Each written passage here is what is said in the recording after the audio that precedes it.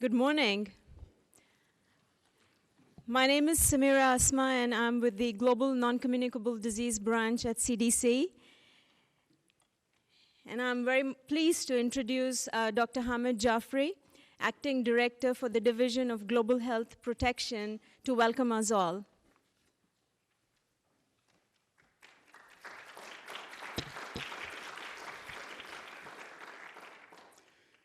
Thank you, Samira. A warm welcome to all of you.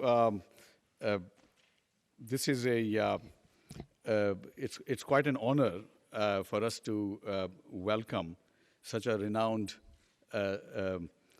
group of experts from across the globe, including in particular our keynote speaker, Sir Richard Petow.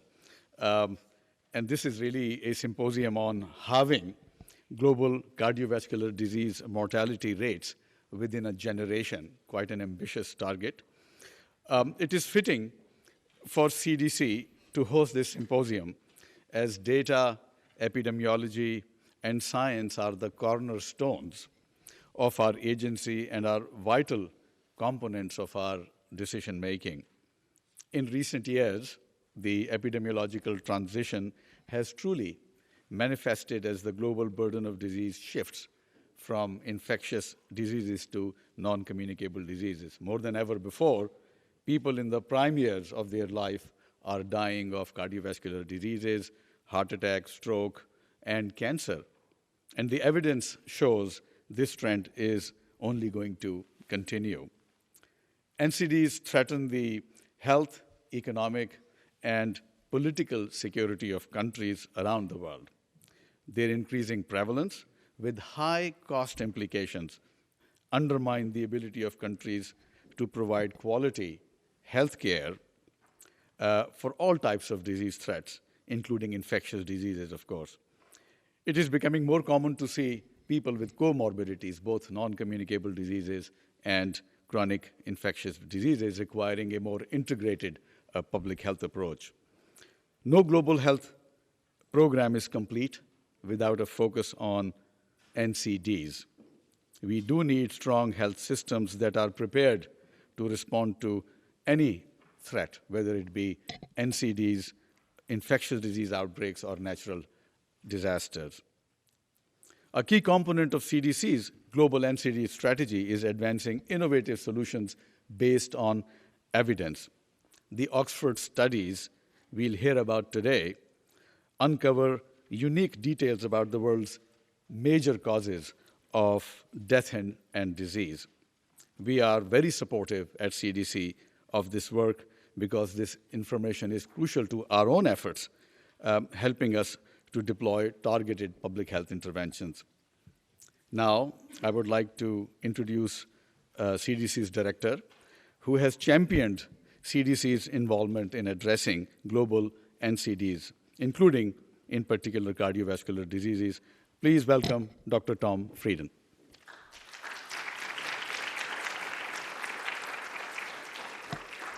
Thank you, Hamid, and thanks to all of you for being here. This is a really important topic, and it's one that sometimes is difficult to get attention to because it's not so apparent. But the world is well into the epidemiologic shift. The disease burden is moving from infectious to non-infectious diseases. NCDs now kill more people than infectious diseases, 2/3 of deaths worldwide, 80% of those occurring in low and middle-income countries. The rates of non-communicable diseases are now higher in low and middle-income countries than in high-income countries, and this is a major threat to not only health, but also social and economic development. We know that many NCD deaths occur young, and this results in enormous healthcare costs, lost productivity, but most importantly, human tragedy. Among NCD deaths, CVD is the world's biggest killer. Hypertension is the only thing that kills more people than smoking in the world. About 18 million people a year die from heart attack, stroke, and heart failure, and will kill 25 million globally per year by 2030. So things are bad and getting worse. We're getting older as a world, and we need to be able to prevent and treat non-communicable disease much more effectively than we have. I think for that to happen, some of the prevention strategies require a political commitment and a willingness to expend not just financial capital, but political capital. For the treatment component, we need healthcare systems to function effectively year-round for chronic diseases for which there is no cure. This is very different from what we've done so far with immunization programs or oral rehydration treatment for the infectious diseases, or even then treatment programs such as those for tuberculosis, which are time-limited. High blood pressure kills about 10 million people a year, almost as many people as all infectious diseases combined.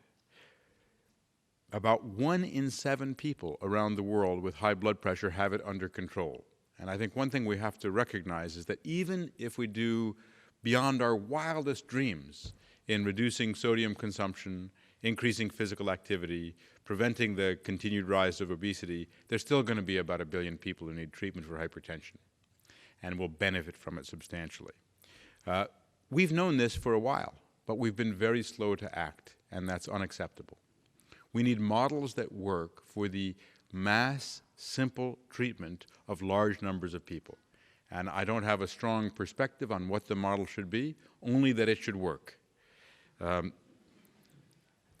In public health, we use data to drive our actions, data to monitor and evaluate, data to have surveillance and systematic research, data even to evaluate whether our communication strategies are effective.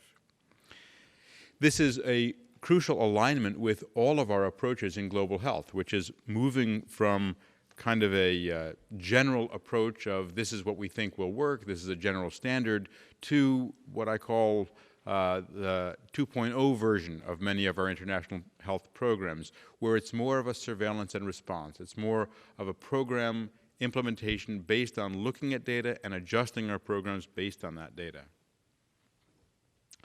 This has been critical to success in public health for decades. We know, for example, that it took a long time for the public health world to acknowledge the link between tobacco and cancer. It would have been even longer if it hadn't been for the work of Sir Richard Dole. At the end of World War II, Dole and others hypothesized that cancer and could have been caused by tobacco smoke and other things, and began a collaborative that continued for 5 decades, a collaborative that Sir Richard Pito, who we have the honor of having with us here today, continued. For the past 3 decades, the University of Oxford Clinical Trial Service Unit and the Epidemiological Studies Unit has demonstrated that large population-based observational studies are feasible, not only in high-income countries, but also in low- and middle-income countries. And I'd like to comment that one issue that I think all of us have to really address is the importance not just of looking at data, but of assessing every different type of data feed for its validity, for its external validity, for its soundness. There has been, I think, an overemphasis on randomized controlled trials. There's no doubt that randomized controlled trials are one of the great accomplishments of the past century. There's no doubt that to compare 2 treatments using placebo-controlled, double-blinded trials is essential. But there's also no doubt that there are severe limitations to what RCTs can teach us. And other data sources, such as population-based observational studies and many other sources of epidemiologic data, are crucially important. Now, the work that the unit has done there is a landmark collaboration. It's one of a kind globally and is influencing public health policy around the world. It addresses infectious diseases, including AIDS, TB, malaria, but also NCDs, cardiovascular disease, diabetes, cancer, as well as the risk factors, such as tobacco, alcohol, and obesity. These are also able to project progress or the lack of it when optimal policy action is taken or is missing. For example, China has accelerated work on tobacco control, and Russia begun some work on alcohol control in significant part because of the data shared by these very important studies. They are drivers for action. But continuous and rigorous evaluation of all forms of data is necessary, and building national capacity so that data is owned by the country has to be a goal that all of us share. This morning we'll hear about large population-based observational studies on risk factors for CVD in China, Cuba, India, Mexico, Russia, and the US, and will focus on how data from these studies impacted the policy progress and debate, not only in these individual countries, but globally as well. I thank the country representatives for participating and sharing your findings and results. Your contributions are paving the way forward. There's still a tremendous amount that we need to do. And we're honored to host this symposium on halving global cardiovascular disease. I would like to welcome now Sarah Lewington of Oxford University, who will speak about epidemiology and trials. Sarah is Associate Professor of Statistical Epidemiology and a Scientific Director at Oxford. Please welcome Dr. Lewington and join me. Thank you very much. Great to have you here.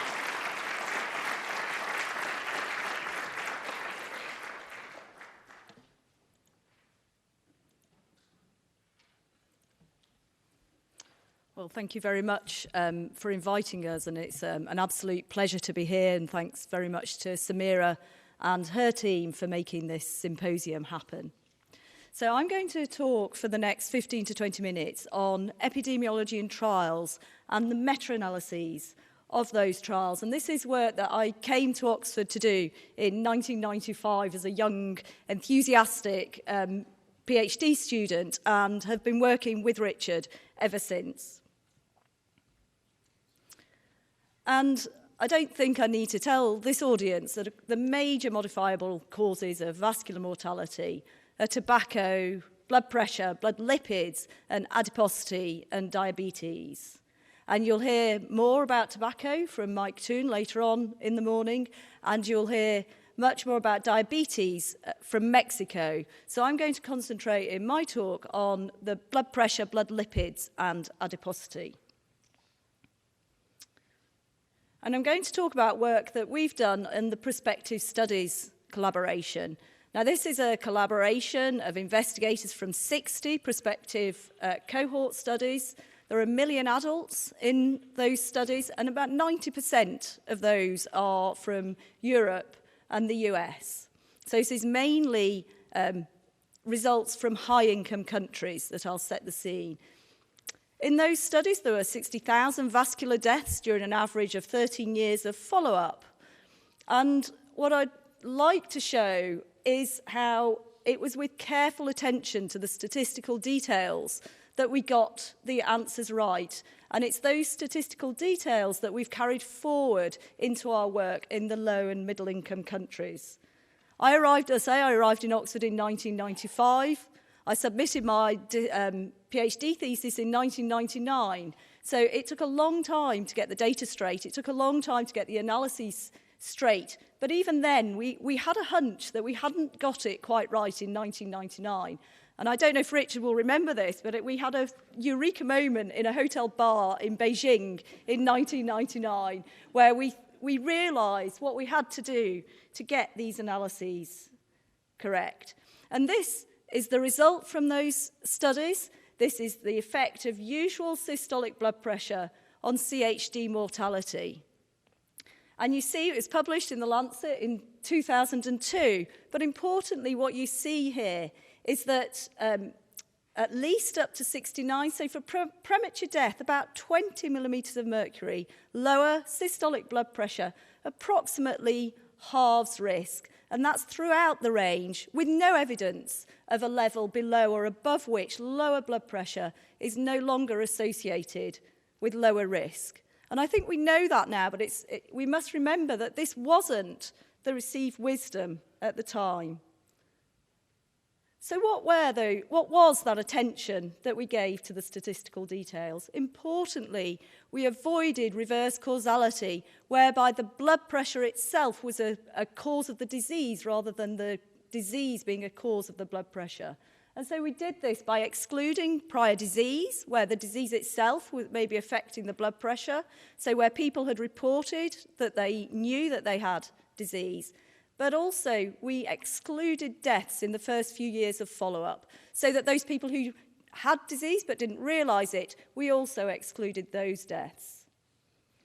We also assessed the effects of the long-term average with so-called usual blood pressure and cholesterol over the period of follow-up. So we weren't relating risk just to the baseline blood pressure measured on that one day 13 years ago, but to some estimate of the long-term, the average blood pressure over the period of follow-up. And also, we avoided chance findings. A lot of the findings that were reported at that time were based on very small numbers, particularly small numbers of events. And it's just crucial that we get big numbers if we're going to avoid just chance findings. I'm going to illustrate this using a random selection of participants chosen from the prospective studies collaboration. So again, we're looking at CHD mortality versus systolic blood pressure by age. And I'm going to look at it in 5,000, 50,000 and 500,000. In other words, looking at it in the size of a Framingham heart study, the British Doctors study, and finally the newer prospective studies in 500,000, such as China Kadoorie Biobank, UK Biobank. So if we take a Framingham heart study sized study and look at usual blood pressure against coronary heart disease mortality, you see that the findings are all over the place. There's really no evidence. There are some lines on here showing what our best estimate of the strength of the relationship is. But you can see how in the days of studies of 5,000 people at ages 80 to 89, we've observed an inverse association. If you can see any association at all, it looks inverse. In other words, higher blood pressure appears to be associated with lower risk. And we know this isn't true. Now, if we go to a study of 50,000, so a British Doctors size study, the picture is beginning to come into focus. It's becoming clearer that there's a positive association with increasing blood pressure, but there are still uncertainties there. If you look at the 40 to 49, does that suggest that maybe, again, at lower blood pressure, then the risk begins to increase again? So we were still a lot of uncertainty about the true shape and strength of this relationship. And it's only really when we get to a study of the size of 500,000 that the picture comes properly into focus, and we see that these strong positive associations at every age group with no evidence above or below which there's not a lower risk with lower blood pressure. So, other statistical details. Now, this is a bit technical, but it's really very important. It's something called the regression dilution bias.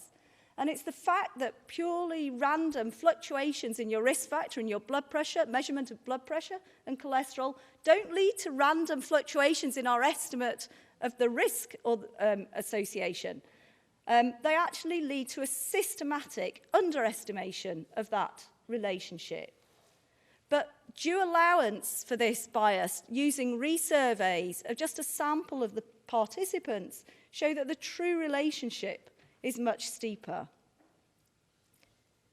So here's why resurveys are so important in observational studies. Again, it's still CHD mortality versus usual systolic blood pressure, but this time plotted against the baseline systolic blood pressure. So we divide people up into 10 groups according to their blood pressure measurement and plot risk against the mean of the blood pressure in each of those 10 groups. And you see here, again, a positive relationship, but there's maybe some sense that above about 180, although there's still a positive relationship, it may be somewhat weaker. But what we can say from here is maybe up to about 180. There's about a 25% lower risk with every 20 millimeters of mercury lower baseline systolic blood pressure.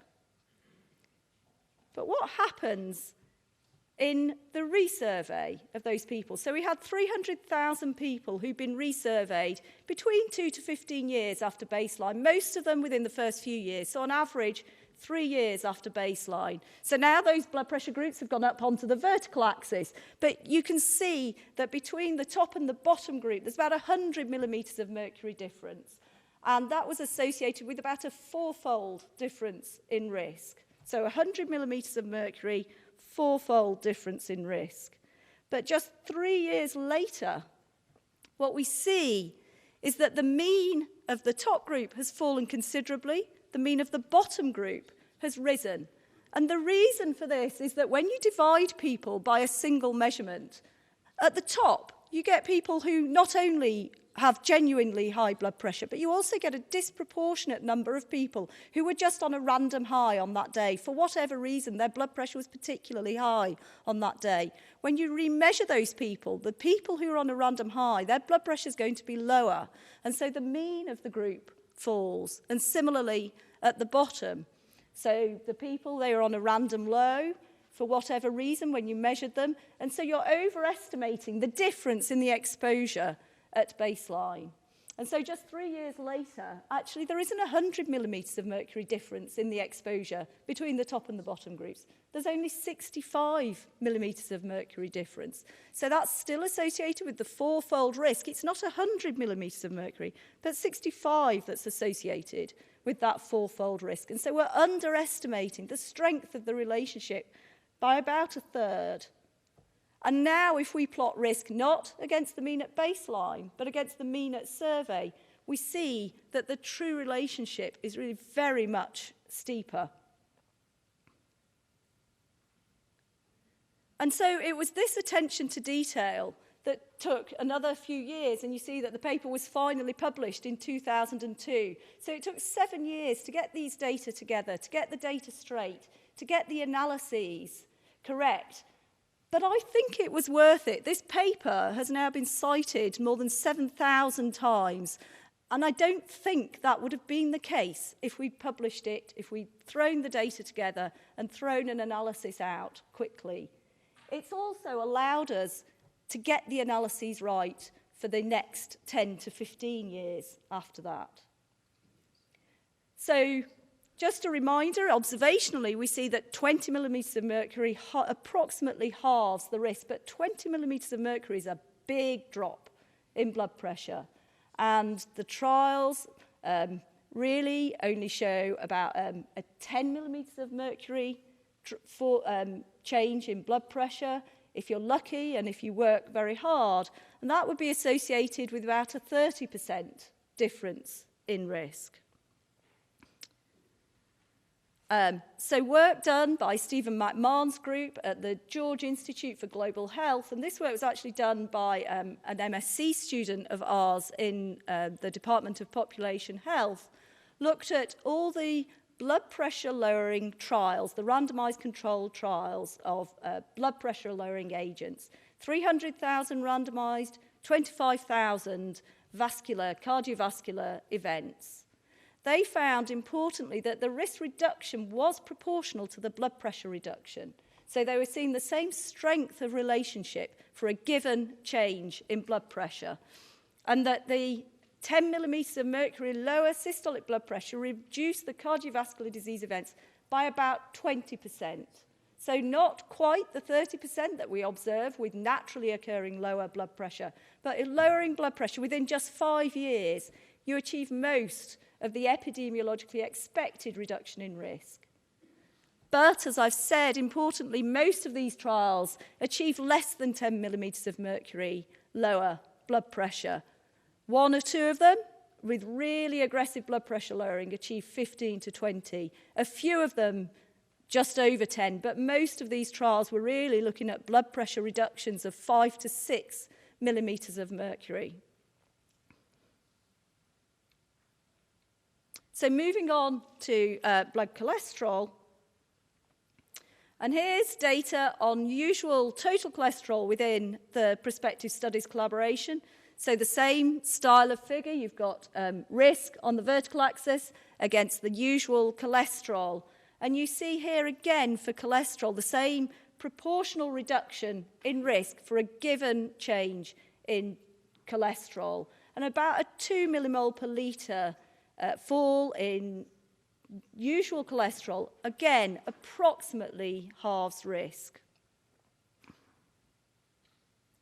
And looking at the trial, so what's the trial evidence on lowering cholesterol? Well, as you all know, we have very effective cholesterol lowering, LDL lowering treatments with the statins. And a group in Oxford, the cholesterol treatment trialists, led by Colin Bagent, analyses by our colleague Jonathan Emberson, they've analysed data on 100,000 patients randomised in statin trials, 25,000 cardiovascular disease events. And again, see that the risk reduction was proportional to the LDL reduction. Each millimole per litre lower LDL reduced CVD risk by about 25%. That's after the first year of treatment, so slightly lower in the first year of treatment, but after the first year of treatment, within about 5 years, each millimole per litre lower LDL reduced the cardiovascular disease risk by about 25%. And I think importantly for LDL cholesterol, these reductions of 2 millimoles per litre, 77 milligrams per decilitre, are possible with cheap, effective drugs. Moving on to overweight and obesity, and I'm now going to look at data recently published from the global BMI collaboration. So this is work that was coordinated by John Dinesh in Cambridge and Frank Hu in Boston. And Richard and I worked very closely with them, again, on getting the details of the analysis right. So the analysis based on the principles from the Prospective Studies collaboration, but we worked very hard with them to get the story straight. Again, really important for BMI, even more important for BMI, that we avoid reverse causality.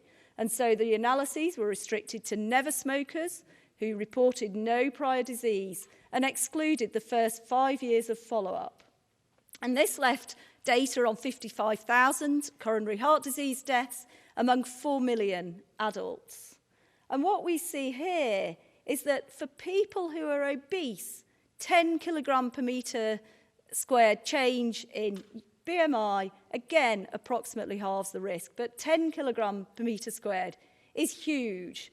I did a rough calculation before I came. I think it would be me reducing from being 17 stone to the weight I am now. So it's a huge change in weight, but that's what the data show, that at least down to 25, so going from obese to not obese, you get about a halving in risk. So to conclude, I think halving global premature mortality is achievable, but I think it will require lifestyle changes, particularly in smoking, and importantly, wide use of cost-effective generic drugs, particularly the statins and the blood pressure lowering drugs. Thank you.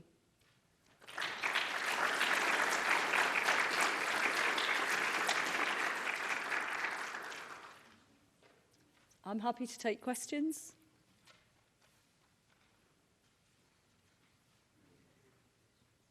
No, in which case, I'm pleased to invite Richard.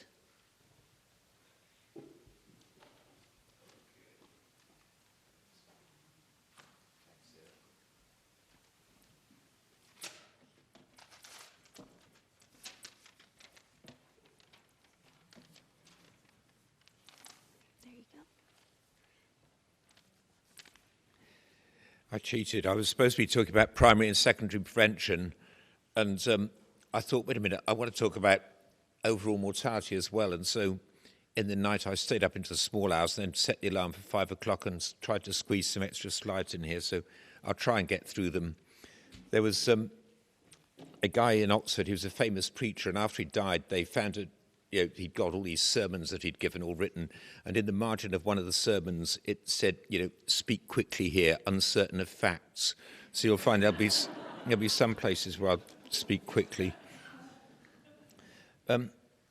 Okay, I'm supposed to be talking about halving CVD mortality, because that's what this symposium is about, but what I really want to talk about is halving premature death. CVD, okay, it's very important. Yep, it's the most important. But, I'd like to halve overall mortality, so I'll talk a little bit about that while nobody's looking. This is Richard Doll's slogan. Death in old age is inevitable, but death before old age is not. So everybody who reaches old age is going to die of old age, but die in old age. But the deaths before old age are largely from avoidable causes, as are quite a lot of the deaths in old age and a lot of the disability and a lot of the misery. I'm not saying that old people don't matter. I'm 73 myself. Actually, I quite like talking about, how do we actually avoid death before 70 because it means that I'm completely safe. You know, it's all you lot that are going to die before 70. But if you're going to do that, you've got to look. The deaths in middle age are from mostly from non-communicable disease, especially if you go, say, 50 to 69. It's nearly all non-communicable disease, apart from pneumonia and TB and some accidents and injuries. Whereas the deaths before middle age, before age 35, are mostly accidents, injuries, and infection rather than non-communicable disease. And you've got to think separately about these two age ranges. You've got to say separately, can mortality be halved in each age range? And the first question is, how many deaths have we got at the moment? I'll give crude numbers of deaths rather than probabilities of death because they seem to be a bit more newsworthy. And so at the moment, we've got 53 million deaths a year, and 30 million of them are before 70. 12 million before middle age, 18 million in middle age. I actually looked up the definition of middle age in the dictionary, and you can define it how you like the dictionary. It was quite nicely written. It said, middle age is defined as that period between youth and old age. No, I haven't finished yet. It's that period between youth and old age, variously reckoned to suit the reckoner, which is lovely dictionary writing. Variously reckoned. So I want to have it that old enough that you're starting to get some non-communicable disease, and not so old that people think you're better dead anyway. Because if you try and go into the global health where people are concerned still with, a lot of the problems of the poor, and you start arguing for the importance of doing things about people in their 70s, you're going to get a glazed look coming across the person's eyes that you're talking to. Okay, so these are the numbers, 12 million, 18 million, 23 million, so total 53 million. And then how many of these are cardiovascular disease? Well, it's only, of the 12 million before age 35, few would be from cardiovascular disease, very few. Of those at 35 to 69, about 5 million would be. So in terms of death before age 70, it's 5 million out of 30 million, it's 1 in 6. Then you get into old age when cardiovascular disease does predominate, and that's when you get your next 12 million. And so in total, we've got 17 million, this is 2010 numbers, 17 million deaths a year from cardiovascular disease. It's probably 18 million a year now, out of a world total of about 53 million deaths. So it's a third of all the deaths, but it's only a sixth of the deaths before age 70. And that seems to me to be a more appropriate metric if we're trying to think about how important is this in comparison with various other things. Obviously, it varies from population to population, but for the world, the number of deaths before 70 seems to be quite a useful thing for talking about the relative importance of different problems. I mean, formally you can do it by doing complicated calculations about years of life lost or DALYs or quality-adjusted life years, but I think there's still something to be said for simple millions. But if you're doing simple millions, then I don't feel that one can take, deaths after age 80 and count them in the same sort of breath as malaria deaths. So I find this cut at age 70 works quite well in giving me statistics that I feel comfortable with. Okay, so what's happening to these trends? Well, the first thing is, if we take crude numbers, that number 30 million is not going to change over the next 10, 15 years. Round about 2030, it'll still be about 30 million deaths a year, because death rates are going down, communicable disease death rates are going down worldwide, but so actually are death rates from non-communicable disease. They're going down, not up, taking the world as a whole. And in many populations, they're going down, not up. So the death rates among people of a given age are going down, but the actual population is going up, partly because people didn't die. So look at me, I'm about 73 now. Well, I was born in the 1940s. Well, there were a lot more people born in the 1990s than in the 1940s. So, as the world moves on another half century, the number of people in middle age is going to go up just automatically. So the number of deaths will go up. And this combination of decreasing death rates and increasing population, it balances out at the moment. And so that number 30 million will stay constant. So you learn that number off by heart, because it'll still be true about 15 years from now. There'll probably be fewer of them before 35, more of them after 35. But it is true, as was said earlier, that cardiovascular disease is accounting for a bigger proportion, an increasing proportion of all deaths, including an increasing proportion of the deaths in middle age.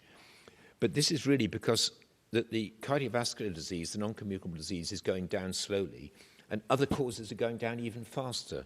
So it's not that among people of a given age that either cardiovascular death rates or non-communicable disease death rates are going up. They're actually drifting down. I'll illustrate this. I'll apologise to those who were in my talk here last time, because I'm going to show now 3 slides that I'd shown before. I want to show what happened over the last 100 years in England. Strictly, actually, it's England and Wales. So I want to show the patterns of mortality in England in 1910, 1960 and 2010. So the start of 100 years ago, when my mother was born. Actually, she was born in 1909. So this is the survival pattern, and you can see 1 in 6 of the kids are dying in the first 5 years of life. 2/3 die before age 70. Then as we go from 1910 to 1960, we get clean water, vaccination, better nutrition, and medicines that work. And the death rate goes down. And so instead of 16% dying in early childhood, it's down to 4%. So you go to the 1960 births, and it's 4%. And if we go to 2010 births, it's about 0.4%. So death in childhood just disappeared during the 20th century, mostly in the first half of the 20th century, in rich countries like Britain. But then we're left. I've chosen males, and I've chosen Britain for a particular reason. It's because in 1960 we had the worst tobacco death rates in the world. And that 10-year gain from 1960 mortality patterns to 2010 mortality patterns, more than half of that is because so many people either stopped smoking or never started. We're now getting further along, so it's actually the never started is kicking in. I mean, the next picture I'll show looks like a lot of cigarettes, but isn't. So it's actually a bar diagram. Tom Frieden, if you look at your emails while I'm talking, I shall kill you. Turn that off or turn this over. Okay. Anyway, the next slide's especially for you. So this is, roughly speaking, the probability of dying in middle age. So what's the probability of 35-year-olds going to die before they're 70? And back at 1960, 1970 death rates, it was about 42, 41%. And now it's gone down at 2010 death rates, it's only 19%. And the shaded bit is the tobacco deaths. And even this is a bit of an underestimate of tobacco deaths. It's assuming that not all of the vascular mortality associated with tobacco is caused by tobacco. So we're going down from somewhere like about 19% killed by tobacco down to about 4%. And if we take all of the vascular disease that's associated with smoking, then we'd be going down from 23% down to 4%. So we've got the main thing that's driven UK death rates down is the great decrease in tobacco deaths due to the great campaigners and the great epidemiologists. Okay, well, we think we're good, but the Americans are even better. So here's US cigarettes per adult. I expect there's people around who are familiar with nearly all these events over the last half century. But anyway, I like this graph with the red lines on it saying 10 a day, 3 a day. And as you can see, back in the 1960s, this is US cigarettes per adult over the last century, actually more than a century, 1900 to 2012. And you were running at around 12 a day back in the 1960s, and now you're down to about 3 a day. So you've had a decrease of about 3/4, while we've had a decrease of only, I'm afraid, about 2/3. So we've gone down from about 9.6 a day down to 3 a day. Anyway, it's pretty good in both countries. But still, despite that decrease, because those who smoke have now smoked all their adult lives, smoking is still, despite this decrease, the most important cause of premature death in the United States and in the United Kingdom. So you wouldn't believe it, just how bad smoking is. Even though we're down to 3 a day, it's still 1/4 of all US deaths at ages 35 to 69. The next graph is the estimates which Mike Toon and I and various others are working on. The left hand is the absolute numbers of deaths from smoking, top male, bottom female, in the United States over the last 60 years. And the right-hand side is saying what fraction of all of the US deaths at 35 to 69 was caused by smoking. Again, top male, bottom female. But over on the right, you can see the male and female have come together. And it's now 1/4 of all male deaths, 1/4 of all female deaths. And it's falling, but it's still an even bigger number than the number of deaths due to obesity, adiposity, and so on. So still actually smoking is the number one external cause in the United States. And if we look at cancer, the same is true. So it's a quarter of all deaths in middle age. When we come to cancer, smoking is still, in the United States, 33% of all cancer deaths in middle age, 33% of all cancer deaths at any age. It's 1/3 of all cancer deaths. Yes, it's falling, but it's still 1/3. Bigger than all the other causes of cancer we know put together.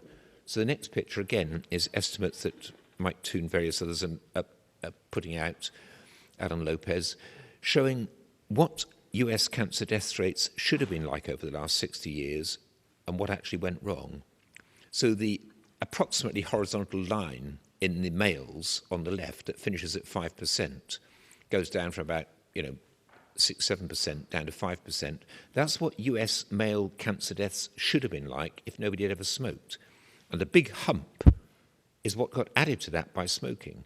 So back in the 1980s, it's still in the early 1990s, smoking was half of all US male cancer deaths in middle age. In females, over on the right, the top line is what female cancer death rates should have looked like if no woman had ever smoked. You got decreasing cervical cancer death rates, stomach cancer death rates, and then in the last 25 years, you've got decreasing breast cancer death rates due to better treatment. Breast cancer death rates are now down to half of what they were in middle age because treatments work and they get given. But then down the bottom, you've got what smoking has added to that. And had there not been all these efforts against tobacco in the United States, that female attributed to smoking would have by now been as up to the background death rates. You'd have had half of all the female cancer deaths in middle age would have been caused by smoking, but people actually took it seriously, including a number of people in this audience, and the results have been very good. Okay, a little bit more on tobacco, then I'm going to get back to what I'm supposed to talk about. But I am a tobacco addict, and it just seemed too good a chance. I'm never going to be made a hero again any time in my life. So what can you do about tobacco? Well, obviously, yeah, we want awareness and campaigns and so on. But the key thing internationally is price. Well, and in America, in Britain, in Europe, it's price. And the people who've done price best have been the French and the South Africans. Over the period 1990 to 2005, they tripled the real price of cigarettes in South Africa and in France. Tripled the price. What happened? Consumption went down by half, even after you allow for a little bit of extra smuggling in from neighbouring countries. And what happened to the government? Did the government get rich or poor? The government doubled the amount of real money they were making. So it was triple the price, halve consumption, and double the tax take. Triple, half, double. Now, what if China did that? We've got 1 million tobacco deaths in China now, heading for 2 million. Triple the price. The government would make more money. They'd get rich. So real cigarette price tripled, smoking halved, real government tax yield doubled. Well, that's pretty good. 2 countries did it. We're not going to get changes as good as that worldwide, but could we get the price doubled? Could we get the real price doubled? Well, yeah, we could. Governments want money. They want money. They want well, take it.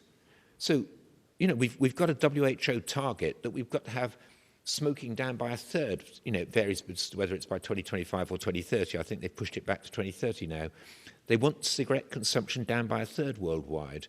How are you going to do it? Well, we could try telling people to stop and see if that works. And I tell you, it won't. It'll help, but it won't. And at the moment, the governments of the world make 300 billion from actually making cigarettes and taxing cigarettes. WHO target is 1/3 less smoking by 2025 or 2030. If the real price stays constant and smoking goes down by 1/3, then the governments are going to lose about 100 billion a year in real money. Now, that's not big money for governments, but it's not small. I mean, it's, sure, it's not up in the trillions level, but it's, 100 billion a year. I mean, some people quite like that. But if they go the other way, and if they take the opposite strategy, if they double the real price, that alone will make smoking go down by 1/3, and the governments will gain 100 billion a year. And I find that plausible, and I find the idea of them losing 100 billion a year implausible. Okay, now, I've got to speak up a bit now. Trends in mortality. Okay, what's happening to world mortality in early childhood, early adult life, in later middle age? And here is the answer for the world as a whole. The The bottom, and each of these graphs starts at 1970 and finishes at 2010. The blue one is under 5 mortality, down from 17% down to 5%, from 14% down to 5%. So over the last 40 years, under 5 mortality has gone down from 14% to 5%. It's gone down by more than half. The red one is mortality ages 5 to 49, and that got hit by the AIDS epidemic. Even with the AIDS epidemic causing that slowdown, it's gone down from 17% down to 10%. Now, the top one is mortality in later middle age. This is predominantly non-communicable disease mortality, although it does include some TB and pneumonia. But there's very little HIV or anything like that by the time you get beyond 50. And the probability that a 50-year-old will die before 70 has gone down from 36% to 24%. It's gone down by a third. We're doing better. We're improving in every age range. If it hadn't been for the HIV epidemic, we'd have been improving even more. You can say, well, okay, that's the world as a whole. What about the rich and poor? So here we've got the poor on the left and the rich on the right. In every region of the world, every World Bank region of the world, the poorest 1/6, the richest 1/6, or the middle 2/3, you've got decreasing death rates, except for the sort of horrendous effects of HIV in sub-Saharan Africa, which you can see in the low-income countries' mortality at 5 to 50. But the blue, the biggest decrease, we want equity. Well, okay, who's had the best decrease in child mortality? Kids die on an absolute scale, not on a relative scale. I mean, it doesn't matter if you take 0.1% down to 0.01%. What matters is you take 20% down to 10%. And in the poorest kids, look, they've gone down from 23% down to 10%. And if you look at the lower middle income, the absolute gain is great. I mean, it's the rich who aren't getting a big decrease in child mortality because you can't go down below 0. But when you look up at the mortality at, say, 50 to 69, it's similar everywhere, nearly everywhere. There are a few exceptions, which I'll show you, particularly Russia. It is getting better. So if we take the 25 richest countries, then here's the child mortality, and I've put arrows against the countries that are going to be discussed today. And you can see progress pretty well everywhere, except where you've got war or the HIV epidemic in Africa, little kinks. But overall, things are getting better. In the US and in Russia, China and Mexico, India. See, China and Mexico have both, over the last 40 years, largely got rid of under 5 mortality. 5 to 14, you've got some hideous exceptions. Iran, Saddam Hussein invaded Iran and killed 1 million Iranians. That did a bit of a spike in the death rate, but they were all males. If you look just at females, you don't see that spike. Over in Africa, you've got places where there's chronic war, things don't get better. You've got South Africa, the world's worst HIV epidemic. You've got Russia, where they drink vodka. And that, when the Soviet Union collapsed, they turned to vodka and the death rates went up. But overall, things are getting better. And when we look at later middle age, 35 to 69, except in Russia, you can see that overall there is improvement. Not enough improvement, perhaps, in some places. There's Egypt somewhere here, not seeing very much. That's perhaps because they're putting on too much weight. I mean, it probably is, actually. But overall, China, US, Mexico, India, and the world, improvement. So we're living in a time when things are getting better. I'll show you one more thing on trends, and I'll get to the main subject. This is the probability of death. If you actually took the world 2010 death rates applied to the world 2030 population, how many deaths would we get? Okay, this is the number. You'd get about 40 million deaths before age 70. That'd be about 20 million before age 50 and 20 million at 50 to 70. But we aren't going to have the 2010 death rates. We'll have falling death rates. What's been happening to death rates in the first decade of the century? Well, that's what's been happening. Those red things say, what was the change in mortality in the first decade of the century? Perinatal maternal communicable. It's gone down by a third in the under 50s, down by a quarter in 50 to 69. Non-communicable, down 15% per decade throughout the age range. Injuries down, 10-15% per decade. So total, down a quarter in the under 50s, down 15%, 50 to 69. So things are getting better. We won't have 40 million, we'll have 30 million. We're in a time when things are getting better. So, unless there's something dreadful, worldwide tobacco, HIV, alcohol, adiposity, and war, being too fat in war. These are the only big causes of death that have fluctuated substantially since 1990 in some large populations after you allow for population growth. So when we come back to the CVD, which is what I'm supposed to be talking about, here we've got the numbers. What can we do about the 5 million CVD deaths in middle age, or about CVD in old age? Can we halve CVD mortality in middle age? Well, in Britain, we've halved it twice in the last 30 years. CVD death rates in 2010 were 1/4 of CVD death rates in 1980. So here's UK cardiovascular mortality death rates. The top line is males. It's not fair. Males always do worse than women. And the bottom line is women. And the red cross in the middle is the average of male and female in 1980. 16% would have died of CVD at 1980 death rates. At 2010 death rates, 4% would have died. If I did the same thing for the US, you'd have started off higher up than us. You'd have started off right at the top of this graph back in 1970. And instead of going down to 4%, you'd have gone down to 6%. But still, there's just huge decreases are in progress. So can that happen elsewhere? Yes. So what can modify it? Well, these are the big four: tobacco, blood pressure, blood lipids, adiposity, diabetes, same as Sarah showed. Where have the twofold differences come from? Well, light smoking, smoke 5 or 10 a day, that doubles your risk. 20 millimeters systolic, that'll double your risk. 2 millimeters of LDL cholesterol, that'll double your risk. 10 units of BMI, that'll double your risk. Okay. So these are, well, okay, I'll show one slide on tobacco there, one slide on blood pressure there, Sarah Lewington did it, one slide on blood lipids, they are, certainly, it just says that the red stuff's true. And then what about adiposity? Well, we've got the Global BMI Consortium, and here it is. This is the Global BMI Consortium. Red is female, blue is male, and the two lines are 20 to 25. The normal range should not go beyond 20. The WHO is wrong on that. The normal range should stop at 20, or maybe even a little above 20. But anyway, in the range 20 to 25, it's flat, and then as soon as you get to the slightest bit above 25, the risks go up. Mine is 25.5. I want to get down about to 23. And actually, because males have higher death rates than females, the absolute risk for males, the absolute risk of obesity for males, for a given level of obesity, is 3 times as big as for women. The relative risks are bigger and the absolute risks are bigger. But this claim, the claims that there was, overweight and grade 1 obesity are not dangerous, are mistaken claims, and they were due to exactly the kinds of epidemiological mistakes that Sarah Lewington was describing.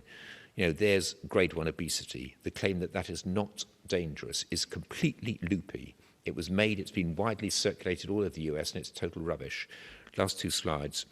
Secondary prevention of vascular death. This, I hope, will lead into the discussion. I think that I would stress the drugs work best for those at high risk. One thing that puts you at high risk is high blood pressure. Yep, if you've got high blood pressure, definitely then go ahead and treat. But if we were going to try and get something happening in China, in India, in anywhere where you've got doctors, and actually in a lot of developed countries as well, high-income countries, then I would like to see, for those with disease who've still got a good quality of life, and they've got something serious to lose from having a disaster in the near future because they're not yet 99 years old, then we need to ensure affordable availability and widespread use of generic statins, blood pressure lowering drugs, aspirin, things like this. How do we actually make it happen? What social things do we... Mexico is a disaster, and as the Mexicans are going to describe to you, because they've got, all sorts of healthcare, but the treatments that should be given aren't being given. How do you actually change things so that they are? This would be practicable in high and middle, and you don't have to have a screening program.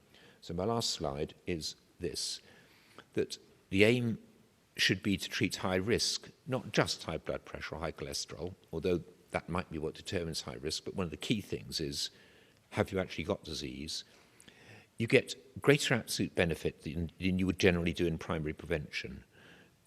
Diabetes could very well be a thing determining high risk in Mexico. You don't need a screening program to find those to treat. You don't need to medicalize apparently well individuals. I think we should start here, get the drug supply sorted out. Why are generics in China 10 times as expensive as generics in India? And then get things actually used. And yes, certainly it's then going to extend to high risk defined in various other ways. But I think I would start with the emphasis on secondary prevention among those who have got a reasonably good quality of life and they're young enough that it actually matters, got a reasonable amount of good quality life expectancy, not just good quality life now, but good quality life expectancy. Those are the ones where the protection would be of greatest absolute value. So I'd like to emphasise that. And Tom, I thought I'd put that up as background for the discussion, really. That's meant to lead into the discussion, if that's okay. Okay, thank you very much indeed. And thank you.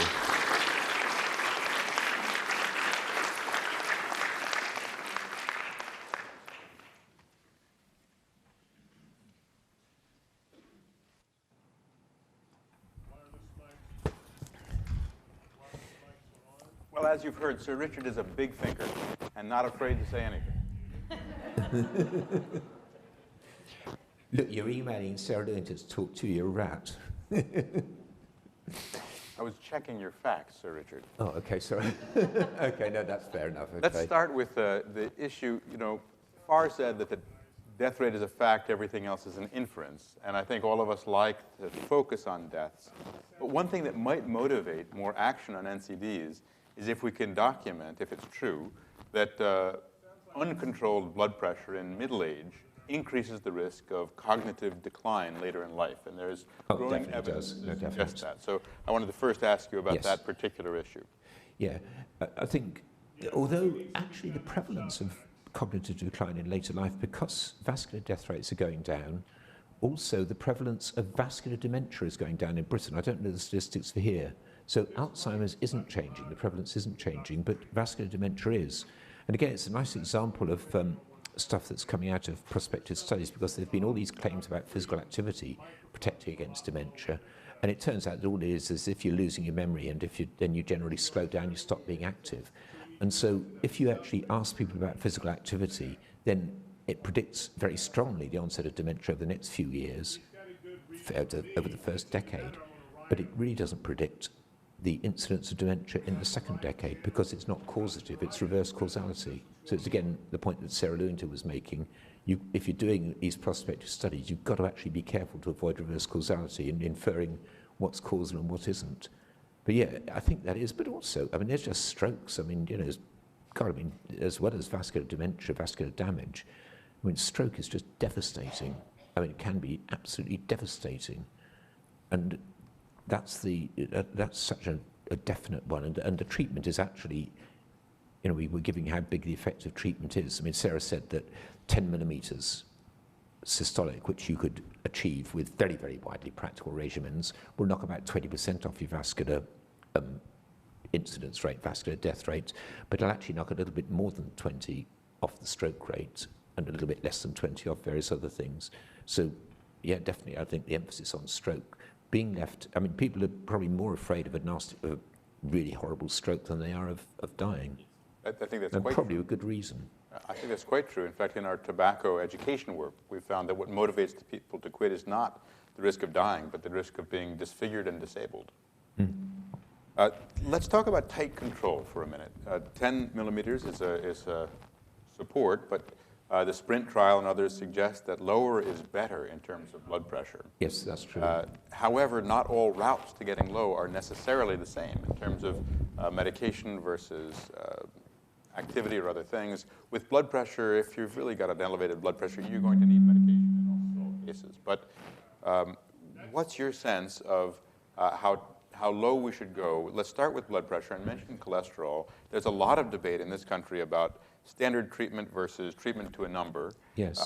I would distinguish hypertension, where the number is probably more reliably predictive of the outcome, than cholesterol, where we may have a much more complex phenomenon that we haven't fully elucidated in terms of LDL. I think they're probably comparably simple if, when you get all the evidence straight. I know that you've got all the complications and the other cholesterol fractions, but I think that LDL cholesterol and blood pressure are comparably simple. And of course, there may be an extra complication of blood pressure, that a fluctuating blood pressure with a given average may be more dangerous than a less fluctuating blood pressure with the same average. But there are details. But overall, basically, getting blood pressure down will really reduce the incidence of stroke, heart attack, and various other vascular problems, and including vascular dementia. But what can you achieve? The sprint trial you mentioned, that's pushing it, and they got a difference of 15 millimetres. No trial has ever managed to get a difference in treatment and control of more than 20 millimetres. Not of all the trials that have ever been done. There have been about 60 different trials of blood pressure lowering. None has managed to get a difference bigger than 20. So, when Sarah's got her graphs up there with these notches, where a doubling of risk goes with each 20 millimetres, that's a more extreme difference than's ever been achieved. And if we were trying to talk about what can you do in the general population, particularly in the cities of India, China, where you've got doctors who can diagnose things, you've got good doctors, but you're not going to have closely supervised treatment, then I think probably 10 millimetres would be pretty optimistic as an achievement, as what you might actually achieve by trying to put people into things. Many of those trials are looking at standard of care versus a more intensive regimen, whereas globally what we're looking at is essentially no treatment at all versus treatment, and you should be able to do a lot better than 10 there. Well, you'd be doing well to do it and maintain it. I mean, you've also got to keep people on these things. You've got to work out how to actually get things given. I mean, it's exactly. I'm slightly got double standards here, because I'm saying, look, if we got rid of all smoking, then wouldn't we achieve magnificent things? And you could say, well, you're not going to get rid of all smoking. What are you going to get rid of by some practical change in smoking? Which would be a fair analogy. But I think that as to what you could achieve in a population, you'd be doing well in a population if you get a few millimetres. If you're talking about treatment of an individual, yeah, you get a really compliant individual, you could get more than 10, but probably if you had a program of just trying to make sure that people are routinely treated, you'd get, I would have thought you got something around about 10 millimetres, which would knock, in the trials, something like 20% off vascular morbidity.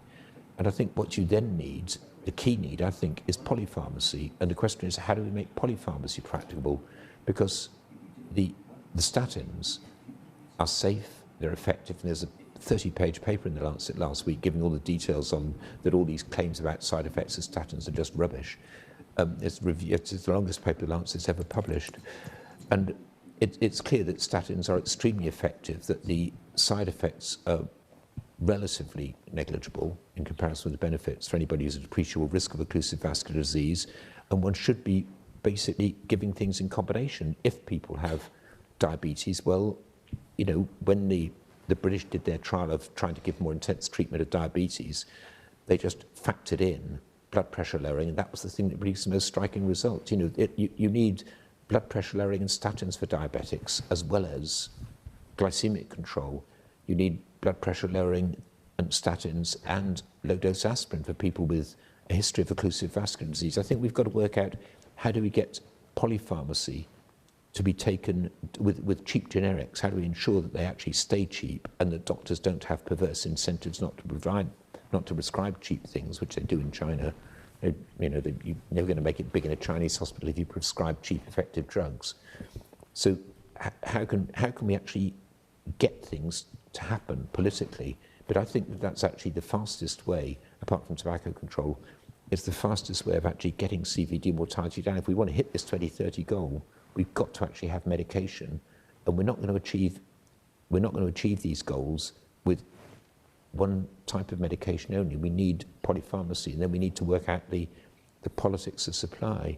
I mean, one simple thing, if somebody at the moment wants to actually produce some combined pill and say, this is a wonderful thing, it combines the benefits of blood pressure lowering, aspirin and statin, then they're not allowed to make that claim, because they would have to do a trial that would cost them, maybe $100 million to actually make this claim. So I think what we should do is just change the rules so that if a generic manufacturer can demonstrate 3 things, then they're allowed to say they want to put together 2 or 3 or 4 drugs into one thing. If they can demonstrate good manufacturing practice, shelf life, and bioavailability, then they should be allowed to make the claim that this is like giving all the things together. And that would be a change in regulation. You've said that to me several times, and I've asked the Food and Drug Administration of the US, who says, yes, we can do that under current regulations. So I don't know if that's true, but that's what they've said. The manufacturers don't believe it. Well, the manufacturers aren't producing it. But let's get that in a minute. I want to ask one last question before addressing the question you raised at the end here. In the U.S., we've seen a slowing of the decline in cardiovascular disease in recent years, and the since about 1910, since 2010, it was going down pretty well till 2010, and then it's sort of slowed since 2010. Are you seeing that elsewhere? Do you think it's primarily obesity or something else? I suspect in the case of the US, it probably is primarily obesity. We haven't seen it in Britain, and of course Mexico's done the opposite. Since they've introduced their health insurance system in 2004 to 2012, it looks as though that which had stalled, partly because Mexico is the fattest country in the Americas, may have started to go down again. But I'm sort of looking at that a bit with the eye of faith. It's you can't really do trends since 2008. Yeah. But if I trust the data on the trend, maybe Mexico's actually, getting better treatment and therefore starting to decrease. Yeah, it probably is that. You need to, and also the decrease in tobacco, well, I mean, there's only so far it can go. You've got rid of 3/4 of it. And so although you need to concentrate on the last quarter, I mean, yes, certainly, I think tobacco deaths are going down, obesity deaths are going up. So they are going to cross over at some stage. They haven't yet, but they're going to. So let's take your last point here. And this is something that Sir Richard and I have debated at various times. I think, though, we come to the conclusion that what's right is what's right for the community and the country. You want to get as many events and deaths prevented as possible. And the country and the world, because what's true in one country isn't true in another. And if you're going to try and get the places where the bulk of the CV deaths are happening, of course in Russia you've got to do something about bloody alcohol as well, which we'll come to later.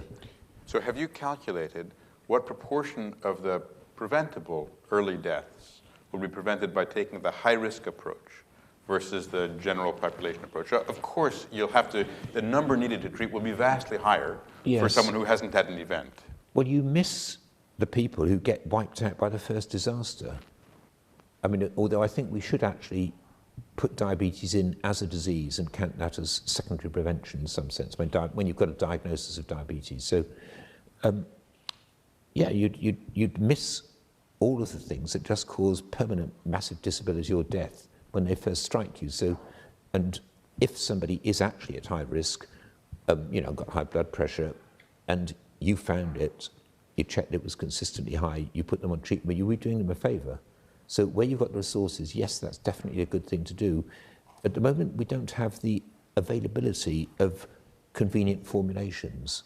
If you were a Mexican doctor and you wanted to actually put somebody on, say, triple or quadruple therapy, you can't just prescribe, a simple sort of generic pill and sort out, make the arrangements for the family to make sure the person actually keeps on taking it. It just isn't conveniently available. I think we need a bit more convenience.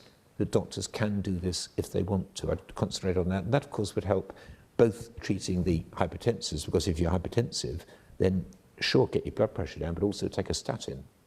There's a big difference between some of the push for a poly pill that would be given to the general population and a fixed drug combination that would include a statin, perhaps aspirin, antihypertensives. Incidentally, I may have mentioned to you before, Kaiser in the US has a protocol called ALL. All diabetics over the age of a certain age have to receive aspirin, A, lisinopril, and lovastatin, ALL. And with that really simple protocol, they've been able to drive down cardiovascular mortality in the diabetic population enormously. And exactly as you say, for a patient with diabetes, blood pressure is the thing that will kill them first, cholesterol is the thing that will be easiest to control, and sugar will be the thing that will be most difficult to control and for which you'll have the most difficulty showing an impact of control. Yeah, I'd love to know what to do about sugar intake, because we've got the guy in the audience here who first proposed the Mexican sugar tax and then managed to persuade the Mexican First Ministry of Health and then the President to actually go ahead and endorse it. So, and he'll tell you about diabetes in Mexico and what the Mexicans are doing. Now all he's done, he's got the price model it reagents. Now you've got to have it so that the price of the sugary soft drinks is tripled out of the non-sugary ones. Maybe Trump could persuade the Mexican president to be cooperative. I don't know how we got there from primary versus secondary prevention, but we'll have time for one or two questions from the audience. I think that we are on the same page. In that yes, yeah. We need This is a detail. This is a detail. We want to make sure that the things that happen, the things that work, get done, whether it's tobacco, diet, or medication. Drugs don't work if they're not used, rather obviously, and there are obstacles. And for tobacco control, we haven't come nearly as far as we could globally. A lot more is needed, and tax absolutely is the single most important initiative to reduce consumption rates, smoke-free spaces, hard-hitting ads, limiting advertising of the tobacco industry, marketing of the tobacco industry. Yesterday, there was an article in the Wall Street Journal that Newports are being given out with $1 coupons all over the US to get another generation hooked. So we have huge challenges still with tobacco control. Yes. I think with obesity, we don't have a good sense of what can be done that will make a difference. The sugar tax, soda tax is without a doubt it's doable. It has the advantage of being doable, doesn't it? An area that it's not sufficient, but it's doable and it's worthwhile. Yeah. But I think, in honesty, we don't know what's driving the obesity epidemic. We have a lot of theories, but we don't know. And unlike tobacco, where we can say, if you're a government and you haven't done these 4 or 5 things, shame on you. Yeah, do it, yeah. Because your people are dying from diseases that they're getting that you could prevent for no money, essentially. You could gain money and save lives. Whereas with obesity, we have to try things and see what works and analyze them rigorously. Yes. I mean, it is very difficult. I don't know what would be the right thing. I mean, you tried imposing portion controls in New York. Not me. I thought it was while you were... After my time. It was after we your did time, menu was it? labeling. We did menu labeling and we did government procurement. So what the government procured, we required to be healthier food in schools and child cares and senior centers and jails. Yeah. That seems to have made a difference. Yeah. Yes, I think there just needs to be experience of trying various things, doesn't it? Yes. I mean, one striking change when you come from Europe is the difference in portion size. It really is quite striking. You know, whenever people come, they sort of come, wow, is this one portion? And it did, you know, that would, I don't know how one changes traditions like that. Anyway, but we do have this background thing, though, that overall death rates are going down. So we should be, we'd like them to go down faster. Yeah, we got 30 million deaths before 70 every year.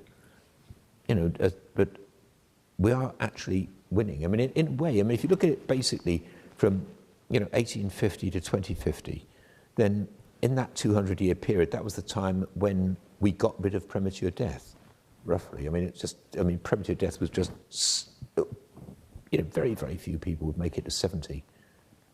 Back worldwide, back at the death rates of the mid-19th century. Actually, the previous century was even worse. It's not, it actually started already by 1850, there'd been some progress.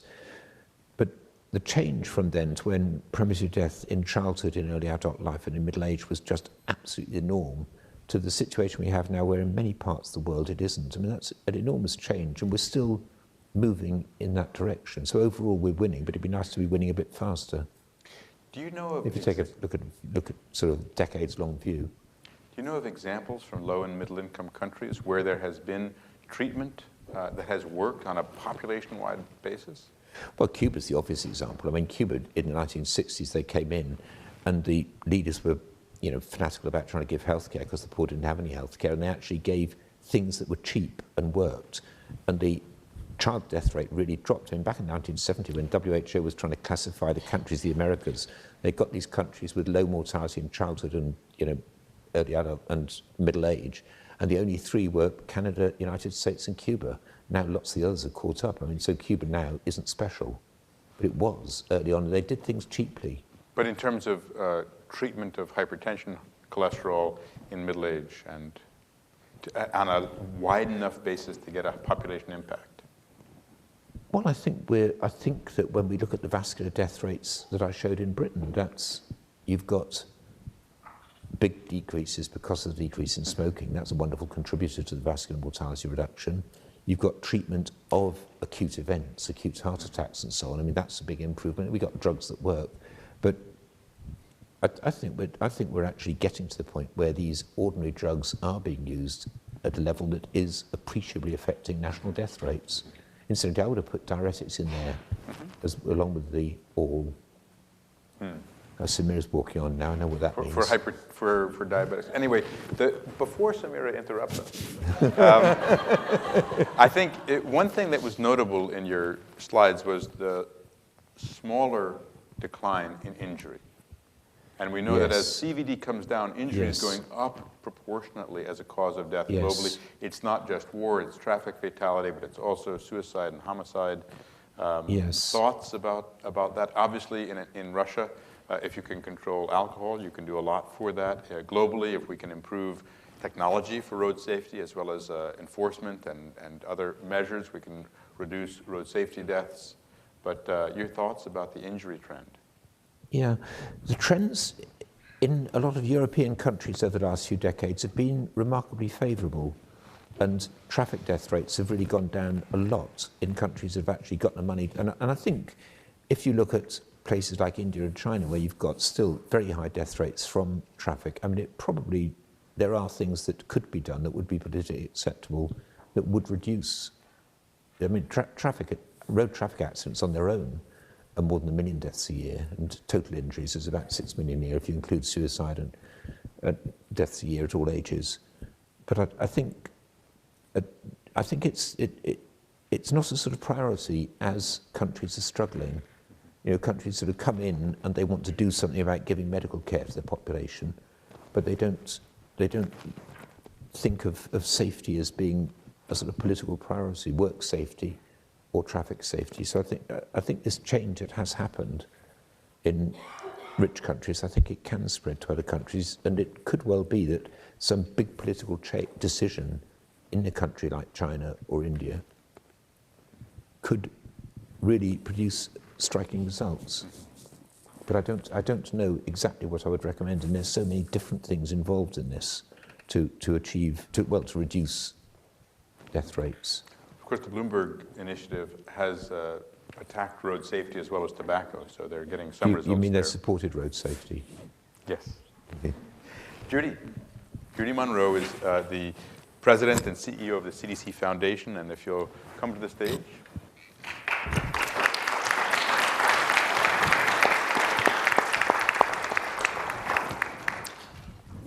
So thank you, Tom. Good morning, everyone. So as you've heard this morning from our speakers, cardiovascular disease is certainly a growing global burden, and especially in lower and middle income countries where access to primary care and essential medicines are lacking. So that's why it's really important that we're having this dialogue today. It's really an incredible opportunity to share knowledge from so many large population-based studies all over the world in hopes of identifying even more information that will be essential to improving national health policies and care in areas that need it most. The CDC Foundation is pleased to work with CDC to draw attention to this issue and to hopefully draw support toward it as well. We need to tackle this challenge head on. It's a health threat that continues, and we need the vital research that is needed to address this. Some of you may know that the CDC Foundation was established by Congress over 2 decades ago as an independent nonprofit to support CDC. We like to say that we help CDC do more faster in its vital life-saving work. We have over 300 programs around the world, and they range from preventing infections in cancer patients in the United States to measuring adult and youth tobacco on a global scale. So it's certainly our privilege and honor to support CDC. This morning, in addition to diving into extensive research on the global toll of cardiovascular disease, we also have the privilege of honoring an individual who has been integral to this work for decades. His work and tenacity in presenting his findings without hesitation, and no matter how seemingly controversial at the time, has saved and improved the lives of millions of people. The CDC Foundation, for a number of years, has honored individuals that we believe are heroes in the field of public health. We've done so through the presentation of the CDC Foundation Hero Award, which was first presented in 2005. With it, we recognize an individual's significant contribution to improving the public's health through exemplary work in advancing CDC's mission of protecting the health, safety, and security of America and the world. Among the 8 previous recipients of the award are former U.S. President Jimmy Carter, the founder of the world-renowned development organization, Partners in Health, that's Paul Farmer, and the man who helped lead the global eradication of smallpox, former CDC Director Dr. Bill Foege.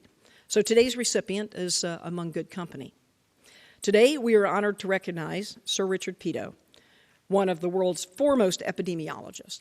We present this award to Sir Richard for his career of visionary leadership and tireless advocacy in uncovering the root causes of cardiovascular disease and cancer, and in bringing data to bear on public health policies that have saved countless lives worldwide.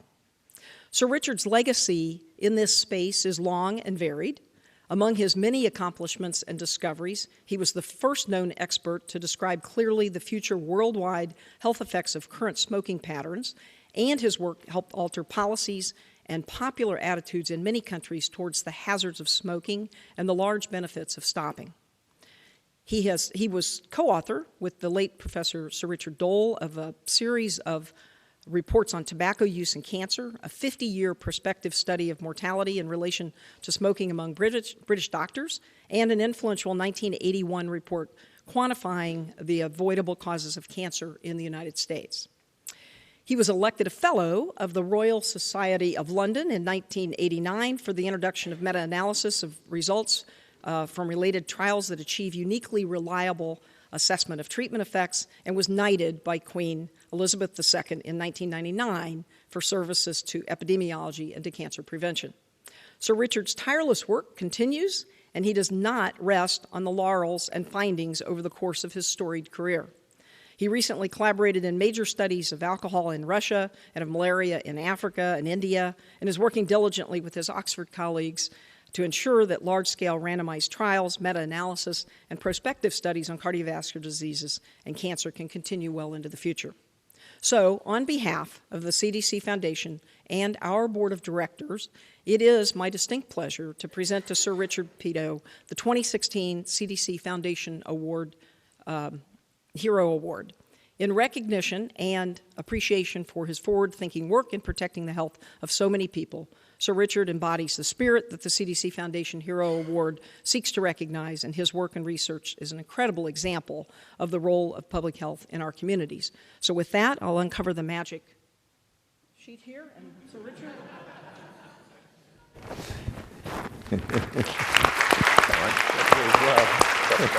You're in the middle here.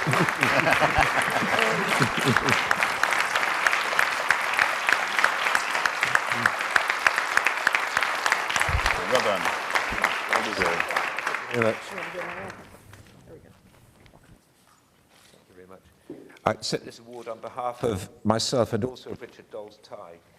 Because when he was dying in hospital, I was saying last night, when he was dying in hospital, I said, look, I don't want anything else up for you after you're dead, but can I have some of your flashy ties? So he said, all right, I mean, that'll be no use to me. And so, after he died, I got this and a few others. And so every time, occasions like this, I just wear them.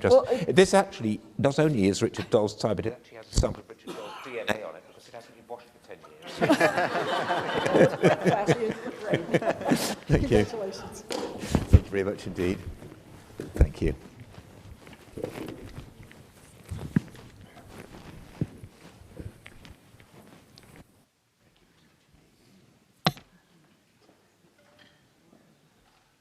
It was a wonderful session this morning. And now to continue on, we have, I have the pleasure to invite Dr. Gaja Lakshmi Wenden, Director of the Epidemiological Research Center in Chennai, India. Gaja.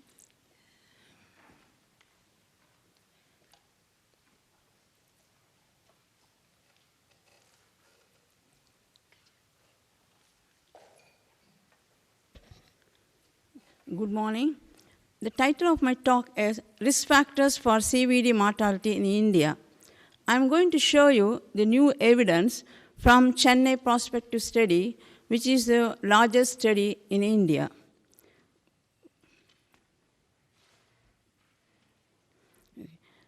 So you see South India.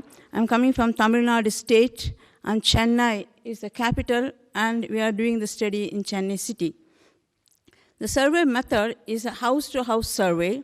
It was started in 1998, and we completed the recruitment in 2001. We have interviewed and measured about 500,000 individuals aged 35 and over. That is, we have 500,000 individuals in our cohort. And then we resurveyed in 2013 10,000 individuals. And as a quality control measure, we randomly select 5% of the output that is submitted at the center, and we again repeat and re-measure all the data. This was done both for the baseline data and for the resurvey data. Follow-up methods. So we are following them regularly, all 500,000 individuals. We do it by two methods. One is active and another one is passive. By active method, we do the house visit again and find out the vital status of the individual, and then we collect data on death information. By passive method, we link our database with death registry at the vital statistics department. So we are using the data collected till 2015 for this presentation. And verbal autopsy is done for all deaths to get cause of death, because in the developing environment, the cause of death written on the death certificate is less reliable, and also you see about 30% of deaths, you don't get cause of death. So statistical methods. All analysis adjusted for age at risk, sex, education, and socioeconomic status. To limit reverse causality, we excluded people with chronic disease at baseline, like asthma, COPD, TB, heart disease, stroke, cancer, and also the deaths that occurred in the first 2 years of follow-up. For the respect analysis of systolic blood pressure and BMI, we excluded smokers. So this slide shows systolic blood pressure versus ischemic heart disease and stroke mortality. On the left side, you have ischemic heart disease graph. On the right side, stroke. So death rate ratio plotted against systolic blood pressure. Here we have usual systolic blood pressure. This was explained by Sarah. And this one is actually baseline blood pressure that is corrected for regression dilution bias that is coming from resurvey data.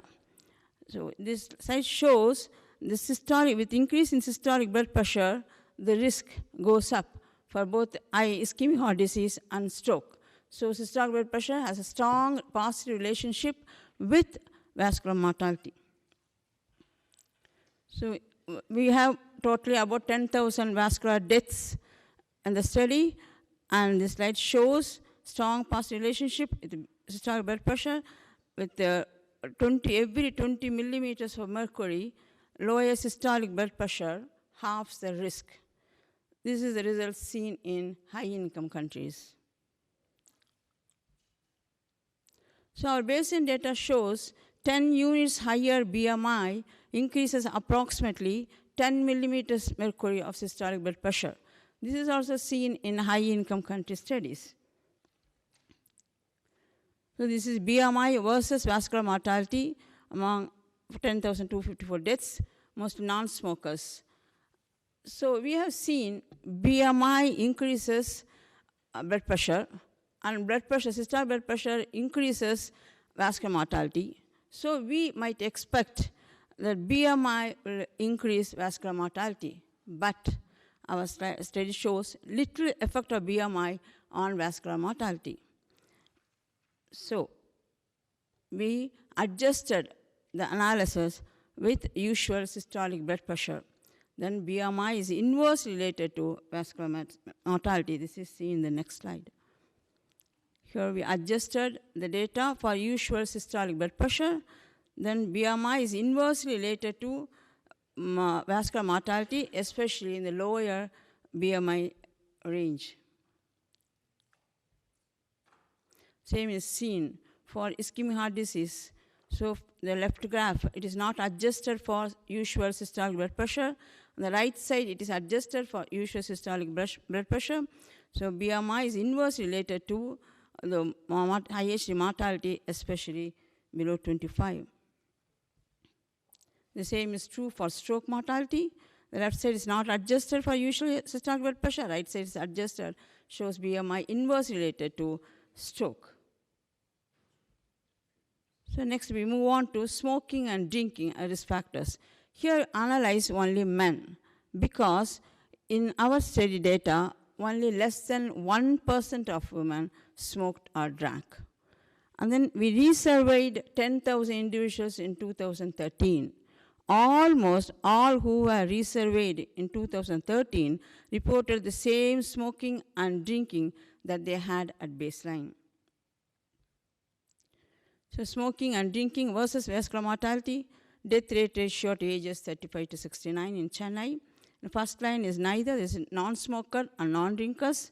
Next, smokers only, and then third, drinkers only, and fourth, smokers and drinkers. So if the men who smoke only and they do not drink, then they have 40% higher risk compared to non-smokers and non-drinkers.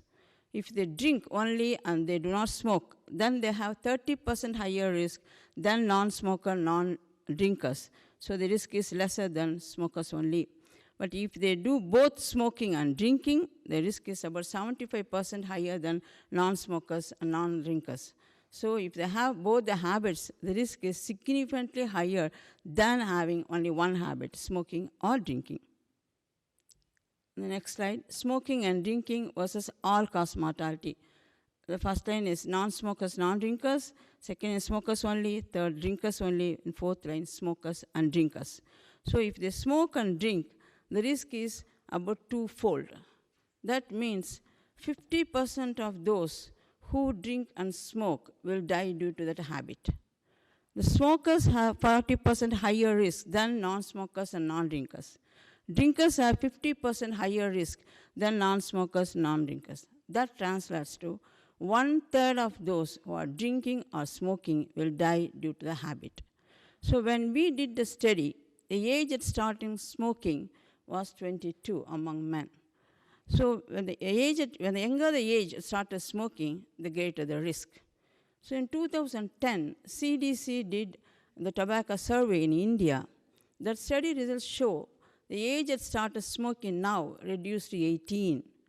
So in future, the smoke-related risk will go up. This may go up from 1.4 to maybe 2. So then what happens? Those who smoke, 50% of them will die due to the smoking habit. When that goes up, those who smoke and drink will also go up. So Chennai prospective study highlights 20 millimeters of mercury lower systolic blood pressure halves vascular mortality. So 10 millimeters of mercury lower systolic blood pressure reduce approximately 30% of vascular mortality. BMI had little effect on vascular mortality, and low BMI, when adjusted for blood pressure, was hazardous. In men, both smoking and drinking are strongly and independently related to vascular mortality and were associated with substantial excess mortality during middle age. This slide shows the prospective study collaborators in Chennai and in Oxford.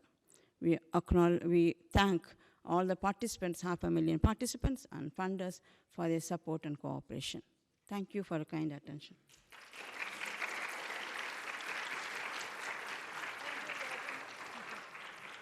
We have time for one or two questions from the floor. The mics are on the table, and there is a standing mic as well. Yes, Jami? Hello, thanks so much for the excellent presentation. I'm Jami Hussain from Global Non-Communicable Disease Branch. So what are the risk factors for the woman in India for the CVD risk factors, and how different the CVD mortality rates are between men and women? That's my first question. And the second question is, given India's heterogeneous regional attributes, do you think the CVD risk factors are different for different regions? And if so, the findings from these prospective studies, how much generalizable are they in informing a national level CVD intervention package?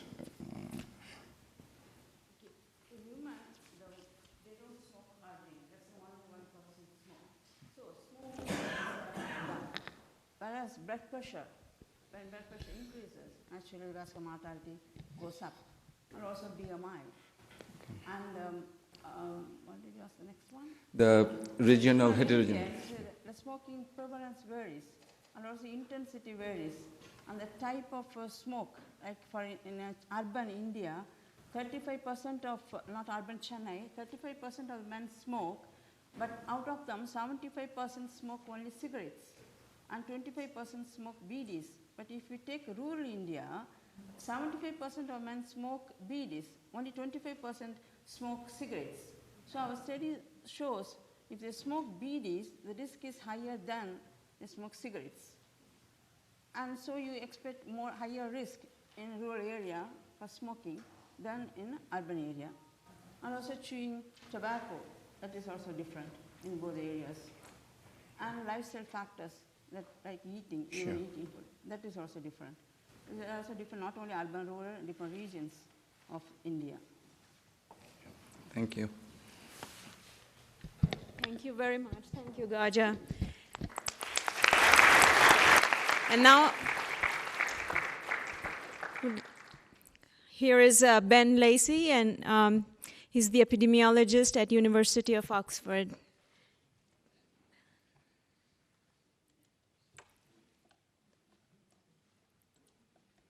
Thank you, Ben. Thank you, Samira, and morning, and many thanks for the opportunity to present today. So my name's Ben Lacey, and I'm a public health doctor and clinical research fellow at Oxford. And I'm going to present some findings from the China Kadoorie Biobank on blood pressure, adiposity, and stroke.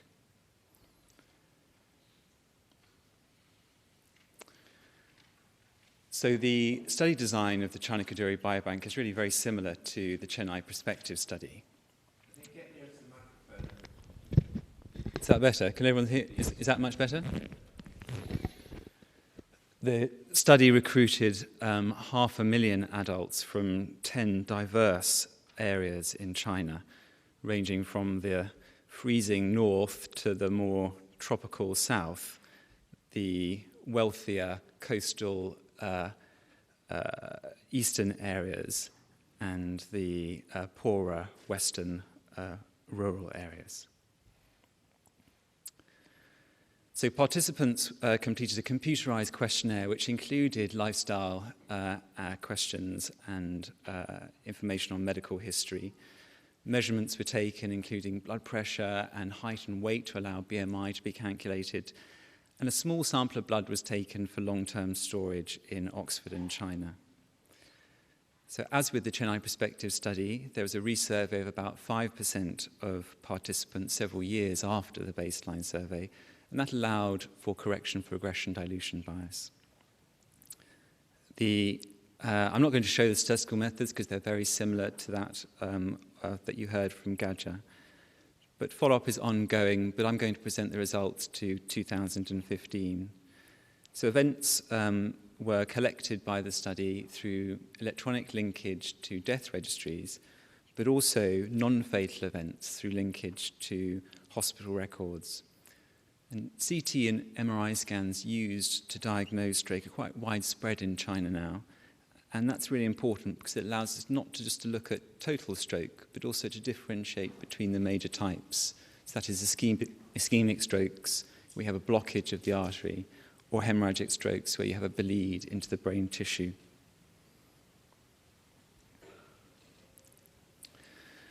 So if we look at the relationship between systolic blood pressure and ischemic stroke, we see a strong positive relationship throughout the blood pressure range examined, with no evidence of a threshold below which blood pressure is not associated with increased risk.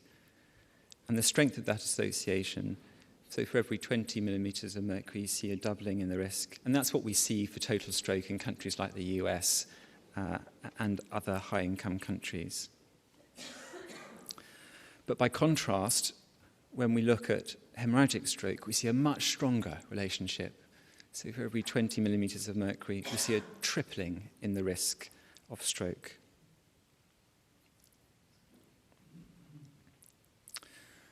So blood pressure drives stroke rates.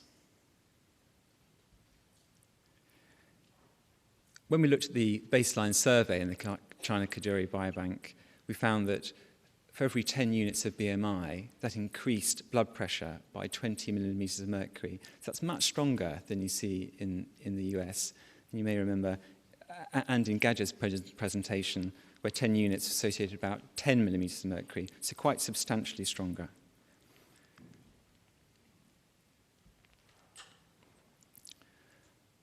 So now if we turn to BMI, we find, as with blood pressure, a strong positive relationship with no evidence of a threshold throughout the range.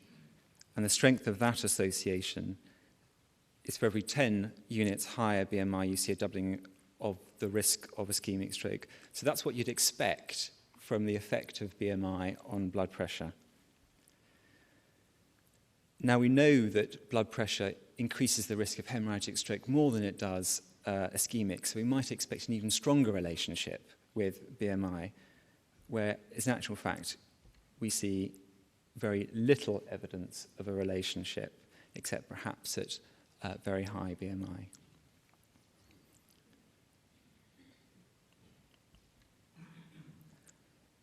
So as you saw in Gadja's presentation, if we adjust for usual blood pressure, we find little residual effect from BMI.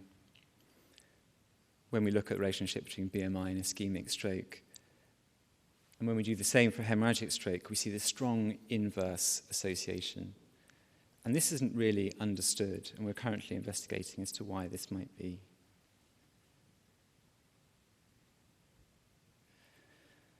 So in summary, BMI drives blood pressure, and blood pressure drives stroke rates. So it's just my last slide, and I wanted to mention treatment. Those previous analyses look at participants without prior stroke. But if you look at participants with prior stroke and within the normotensive range, so that is where most of the participants with prior stroke were, we find that only 1/6 have any long-term medication, such as blood pressure statins or aspirin use. So much, much lower than we find in the West. So lastly, I'd like to acknowledge the principal investigators, Professor Zhengming Cheng and Liming Li in China, the 500,000 participants, and the funders. Thank you.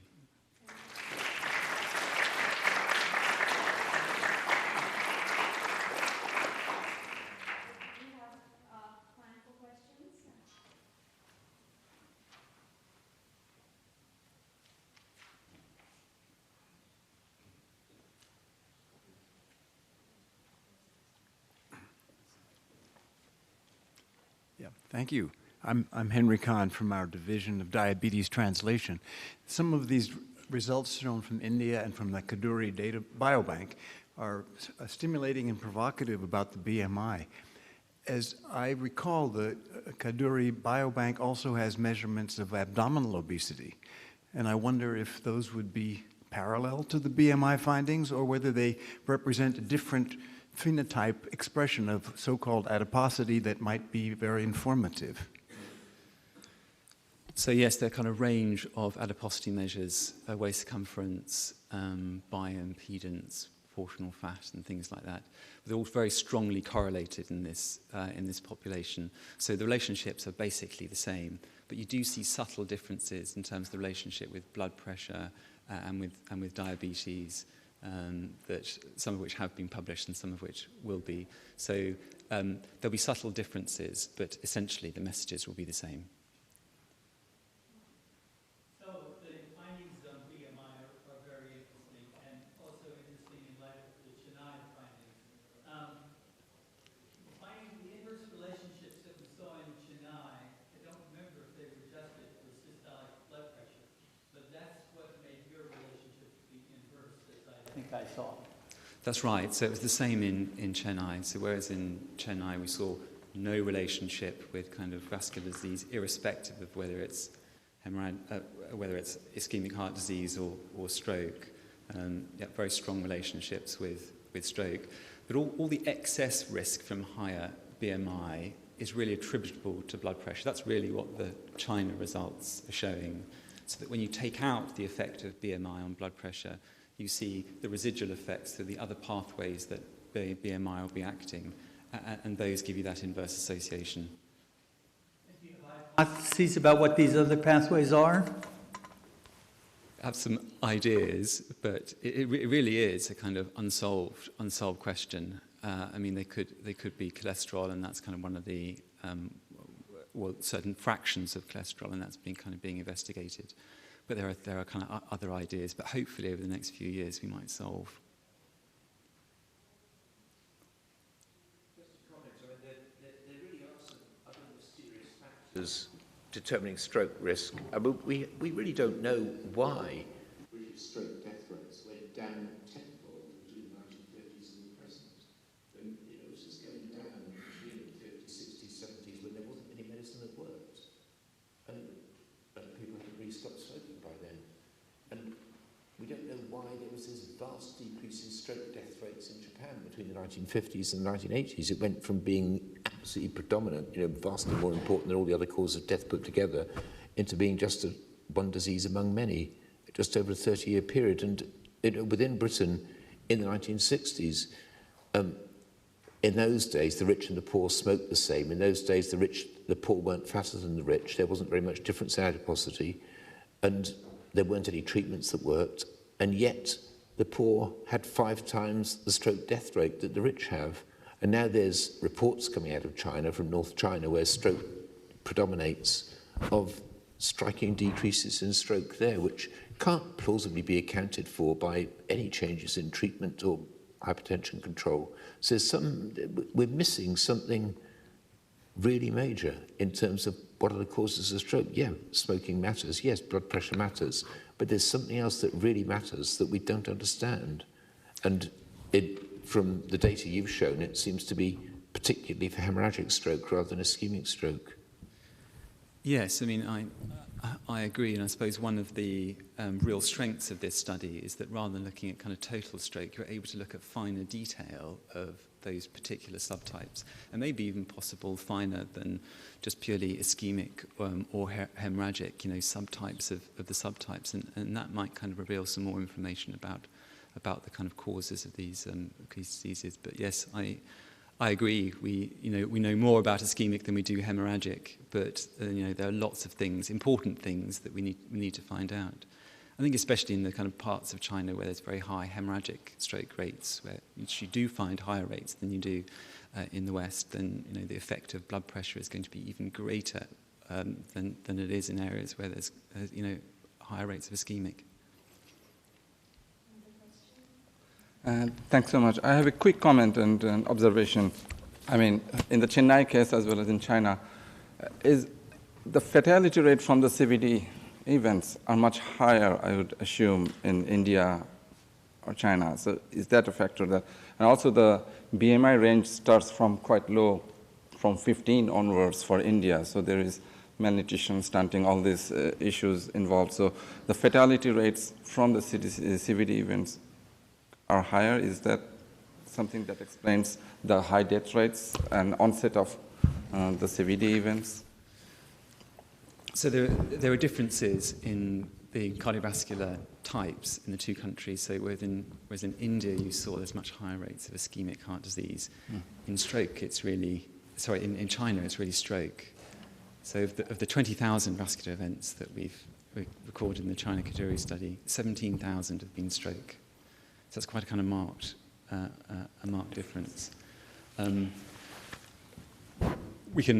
There's a lower BMI you find in the Chennai study than you do in China, and there's a lower BMI in China than you find in the Western countries. So there are different strengths about examining those relationships at different levels of BMI. But there's just not enough people with a higher BMI in Chennai to give us reliable information about that relationship. Thank you again, Ben. Thank you. We will take a short break.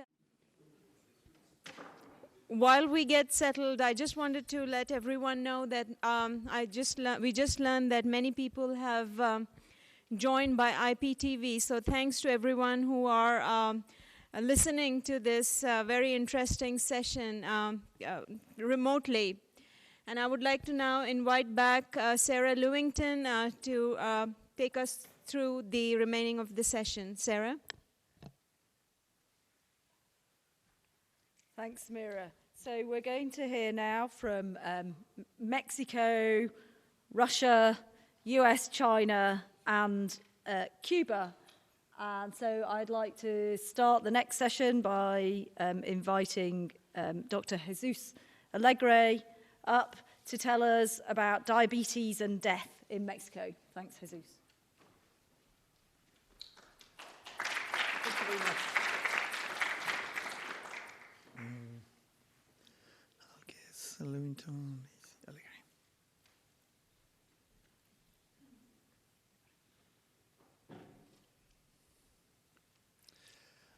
Thank you very much.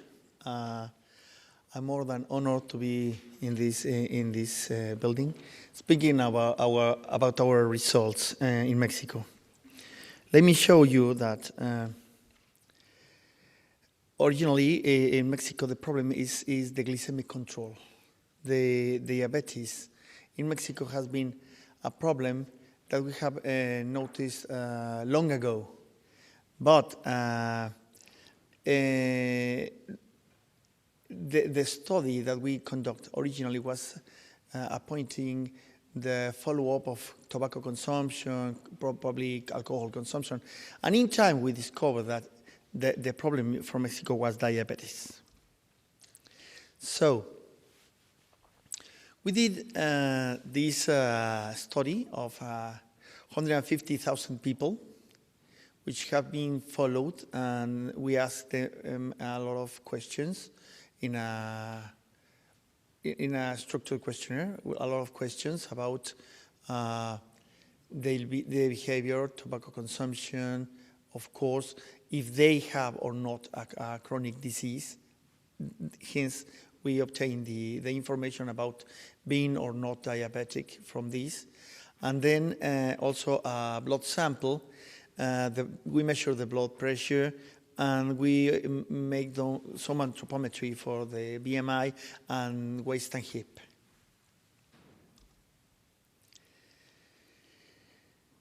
What we have discovered is that the prevalence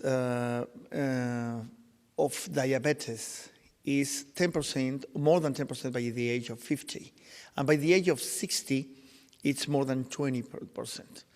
And it's a 400% excess of risk before the age of diabetes. And I'll show you the evidence in the next slides. So if you see here in this slide, it's very clear that by the age of 50 is more or less 10% the prevalence of diabetes. And by the age of 60 is more or less 20%. And let me tell you that we have a national survey, and in this national survey called ENSA, we have the same, more or less the same results. So this study is very similar, exactly the same results to a national survey. Although we have conducted this study only in Mexico City. So with the blood samples, what the people of the CTSU did for us is the measuring of the HbA1c. So the people who told that they were not diabetic, precisely they have good limits of glucoside hemoglobin. But the people who said that were diabetic, not only were diabetic, but with a poor glycemic control. In average, they have a 9 measurement. And the people 50 years and under were in the worst state, were above 9. So what we see here is that in Mexico, we haven't achieved the proper control of diabetes. If you are diabetic in Mexico, you have low possibilities to be well treated, is what this says. So, we start to follow up 12 years ago the mortality. And if you see every cause of mortality, any cause of mortality in Mexico is impacted, has an impact because of the diabetes. Diabetes causes 5+ mortality in people from 35 to 69 years old in any cause.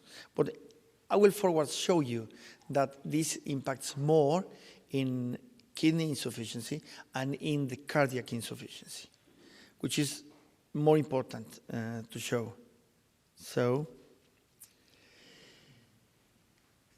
by this moment, in this moment, we have in the follow-up we have more or less 18,000 diseases, and from these 18,000 diseases that originally were recruited for the cohort, we have found we already have the information of the death certificate. Let me tell you that in Mexico, death certificates are 99% all the country done by doctors. I mean, it's a medicine doctor who fulfills all the fields. And since we follow the rules very, very well, we don't have a very clear picture about diabetes. So many times we see diabetes written in the fourth, as the main cause, in the fourth row of the causes. And to do a proper analysis of the causes of death, what we come to do is that only the people who have a problem with the glycemic levels will be considered dead because of the diabetes. I mean, hyperglycemic or people with hypoglycemia. And the people who died of whatever they die, I mean, cardiac arrest, kidney insufficiency, will be considered dead as death of that cause. And we take all the diseases among these 18,000 and obtain the next numbers. If you see, from all the causes of mortality, including the renal, the cardiac, the infective, the solid part is the part that involves diabetes. And if you see this diabetes block is very much important. But what is sadder, the most sad part of this, is that we still have a lot of people dying of diabetic crisis. If you see, the first 4 causes are the main causes of mortality. So, although if diagnosed diabetes by a clinician is about 30%, or diagnosed by a hemoglobin glucosylated is 34%, what we may say is that about 40% of all the problems of all our attributable function is due to diabetes. It's 1/3 of the mortality. What we should do is to prevent, and you will hear these methods of prevention and treatment that Dr. Pablo Curi will expose in a second. And to say in summary that the most common cause of death in Mexico would be attributed to diabetes. In Mexico, diabetes is poorly controlled, causes unnecessary high mortality, and 40% of all deaths between 40 and 80 years old. Here's the people we would like to thank too, especially Dr. Richard Peto, who has been a great support since the beginning of our study, and we couldn't really have done anything without his support. And all the people from Oxford have been very supportive and kind with us. Thank you very much. I have an extra one. Extra time. Sorry. This is the real risk of dying of cardiovascular diseases and from renal diseases in Mexico if you are diabetic. If you have diabetes and you are between 35 and 59 years old, you have 30 times more risk. It's not percent, it's times more risk to die of renal insufficiency. And 5 times at least of cardiac diseases. That's it. Thank you very much.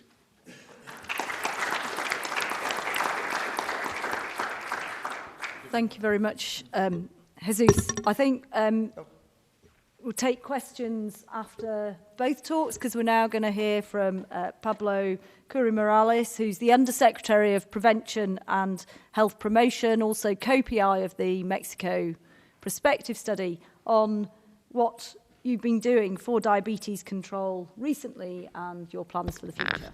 Thank you, Pablo. Thank you. First of all, thank you for the invitation, and I will start with a thought around what we're going to see. And the first thing that I want to mention is that we have heard very nice set of data, but it becomes nicer when it becomes or translates into policy, because actually having this data published very important, very nice, but when you start doing something with it to deal with the population and to deal with the health of the population, it becomes much more important. And this is a story that started 22 years ago when I met Richard Pito, at that time Professor Pito, here in the US in Miami. And we started talking about the study that Jesus just described. And it was the leverage that has translated into public policy after almost 2 decades in Mexico. I'm going to talk about what this story has become in terms of public policy. As you see, there was a launching. By the way, Richard was in Mexico at that time. He was witness of this launching by the president. And the first thing that I have to say is that to have a sound policy in a country, you have to have political will. So this was launched by the president of the country, by the Mexican president. And the objective is quite clear. It's to improve the well-being of the Mexican population by slowing down the increasing prevalence of overweight and obesity, reverting the epidemic of non-communicable diseases, particularly type 2 diabetes, through public health interventions, a comprehensive healthcare model, and intersectoral public policy. And the results and the study that the Mexican prospective study is one of the key pillars of making this possible. Not the only one. As Dr. Frieden said, we have to have different sources of information, but this is one of the main sources. And this is the conceptual framework of this strategy. You have 3 pillars: public health, medical care, health regulation, and fiscal policy, guiding principles. And the first one, as you see there, is research and scientific evidence, but also shared responsibility, transversality, intersectoriality, evaluation, and accountability. And what for? To increase public and individual awareness of obesity and NCDs. And let me tell you something. The name is something that had to do with social marketing. It was very long to put hypertension and dyslipidemias and all that, so we decided to put overweight, obesity, and diabetes, but we didn't forget the other things. It's just a matter of social marketing. And what we wanted is to develop the guidance of the national system of health towards early detection, which is very important, to detect and control these type of diseases at the first contact, at the primary health care facilities, and to slow down the increase of prevalence of obesity and non-communicable diseases in Mexico, which has been growing up in the last, I would say, precisely 2 or 3 decades. And Richard posed a question at the end of the last talk of the first session, which was, there's something that we don't know that has influence. And I think that the answer might be in social determinants of health. There are many things that are outside of health that contribute to health problems and that have impact in health. Sanitation, water, education, conditions that change inequities that have been there and that we don't measure properly, but at the end of the day have impact in this type of diseases. What advances do we have? We had what we call the check yourself, limit yourself, and move yourself mass communication and social marketing campaign. And the results were that there was an 85% of remembrance rate of this campaign.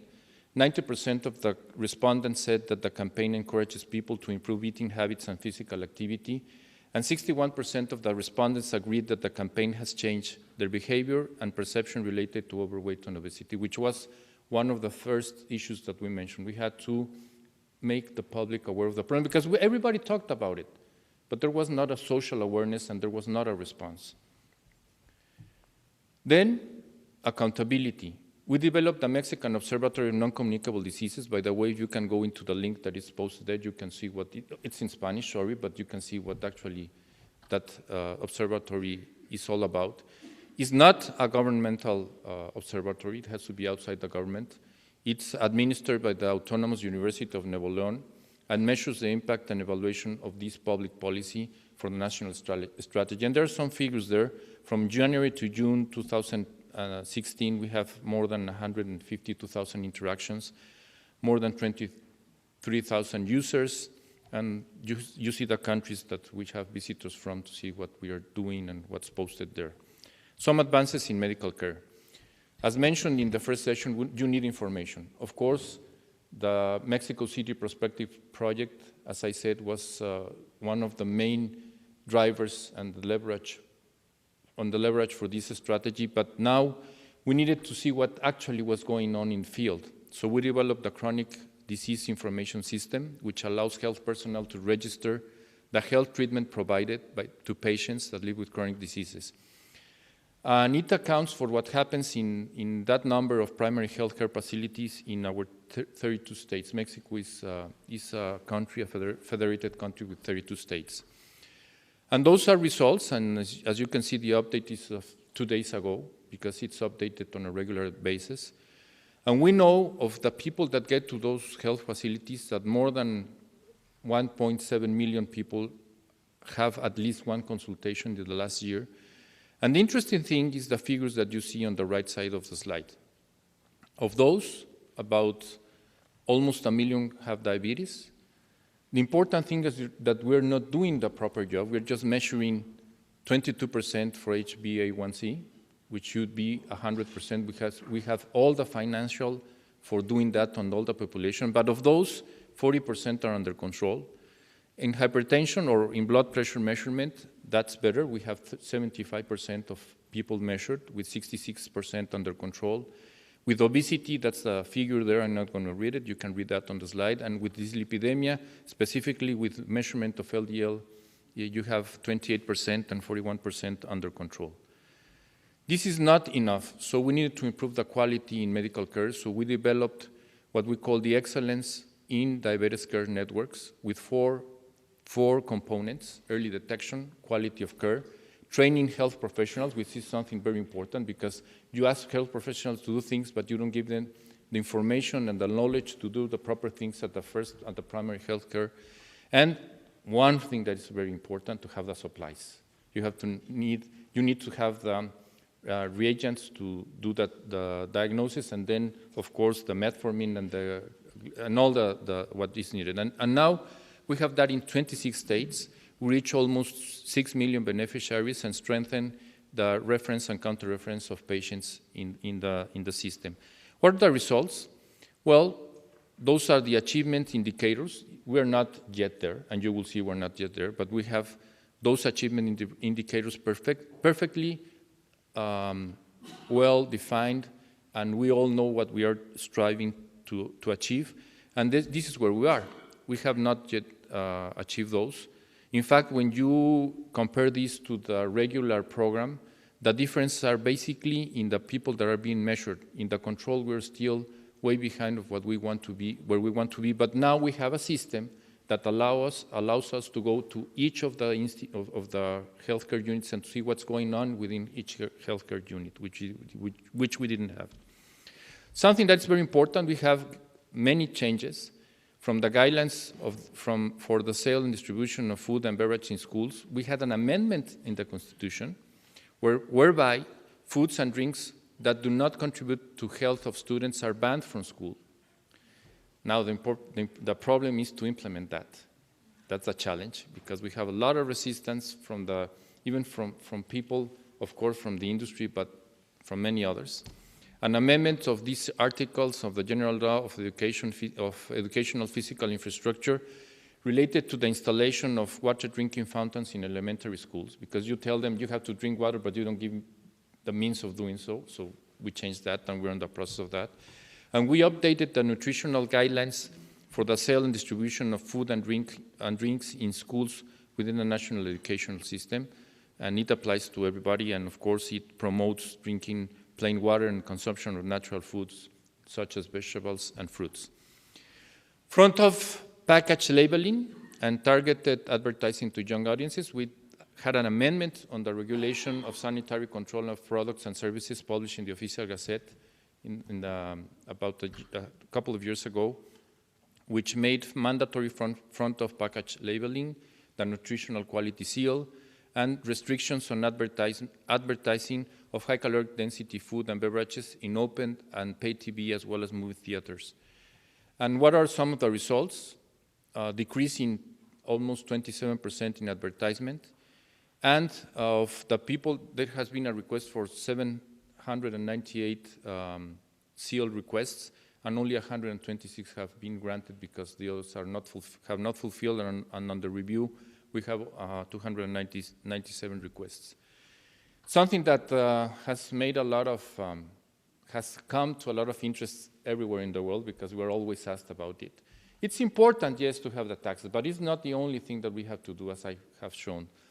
Of course, we passed, not we, the Congress passed a change in taxes. Basically, energy drinks and flavored and sugared sweetened beverages is 1 peso per liter, which is a lot, and 8% increase in all the products that you see there in the list. And the results are there. I mean, I don't know if you knew, but Mexico was the world's largest per capita consumer of soft drinks. And the tax was implemented in 2014, and after 1 year, what we observed, and it's published in the British Medical Journal, is that there's a decrease of about 6% in the tax beverages, and it goes up to 12% in the lowest income deciles. So price does matter. And we have an increase of plain water of around 4%. Now we need to assess, and that's the process that we're working on, the sustainability of this. Next steps. In accordance to what we presented, we need to assess the health impact of these measures.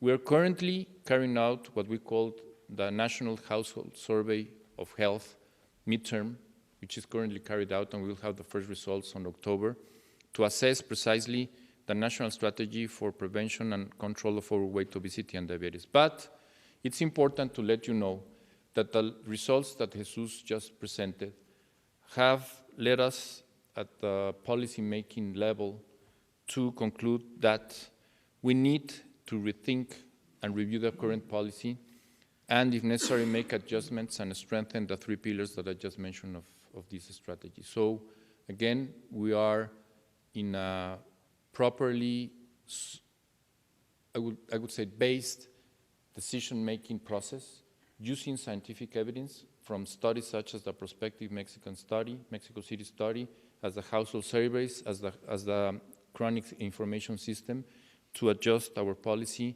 And we think that it took us about 30 years to get to the problem that we have. So it's not going to be solved in 2 years or 3 years, but I think with this strategy, we have set the foundations in my country to deal with the problem in a, I would say, comprehensive way, thinking that it's not only a problem of health, that you have to deal with other things outside of health to really have an impact on this. And I just want to acknowledge that to come up with this strategy, 14 government agencies were involved, 7 private institutions, 4 international agencies, 3 academic organizations, and 1 non-governmental organization. And of course, for this specific presentation, I want to say thanks to my staff at my office. Thank you.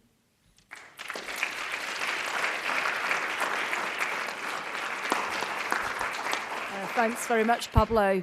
So, does anybody have any questions for either Jesus or Pablo? Mike.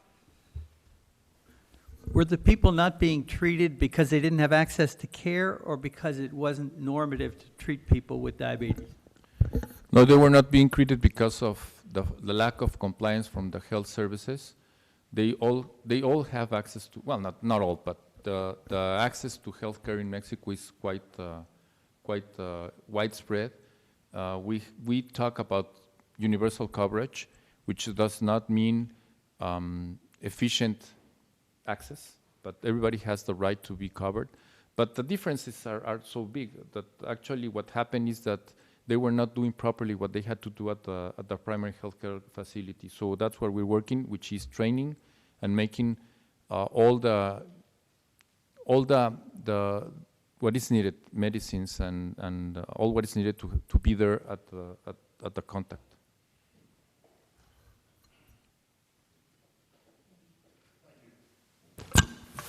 Does the health information system have the capacity to record uptake and adherence to treatment?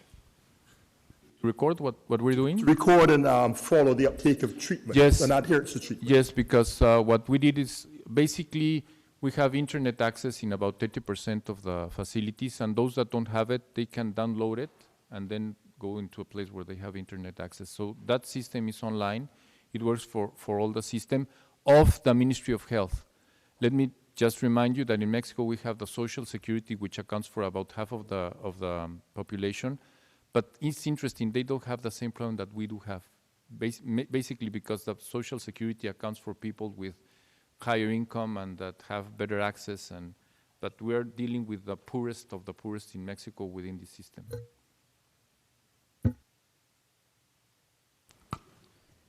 I have a question about the mortality, the renal disease. It is a striking finding, that the number one cause of death among people with diabetes, renal disease, is much higher than the risk of death for renal disease is much higher among Mexican people with diabetes compared to other populations.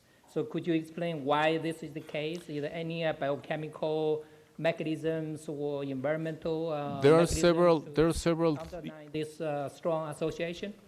There are several issues that, in fact, they're published. There are several studies published about genetics in Mexico and diabetes. There are environmental issues, and there's still a lot to learn. Why is it that we're having that problem? But there are some things that have been published specifically by Aguilar Salinas on the genetics of diabetes in Mexican population. And there are studies way back that were done in Mexican American population, and we have living in the US, and we have higher rates than the population, the native population. So there's a genetic factor among others. Okay, thank you. So in the interest of time, I think we'll move on. Now, unfortunately, David Zeridzi can't be with us. He wasn't able to get an interview in time to obtain his visa. So Richard is going to present David's results on his behalf. Thank you, Richard.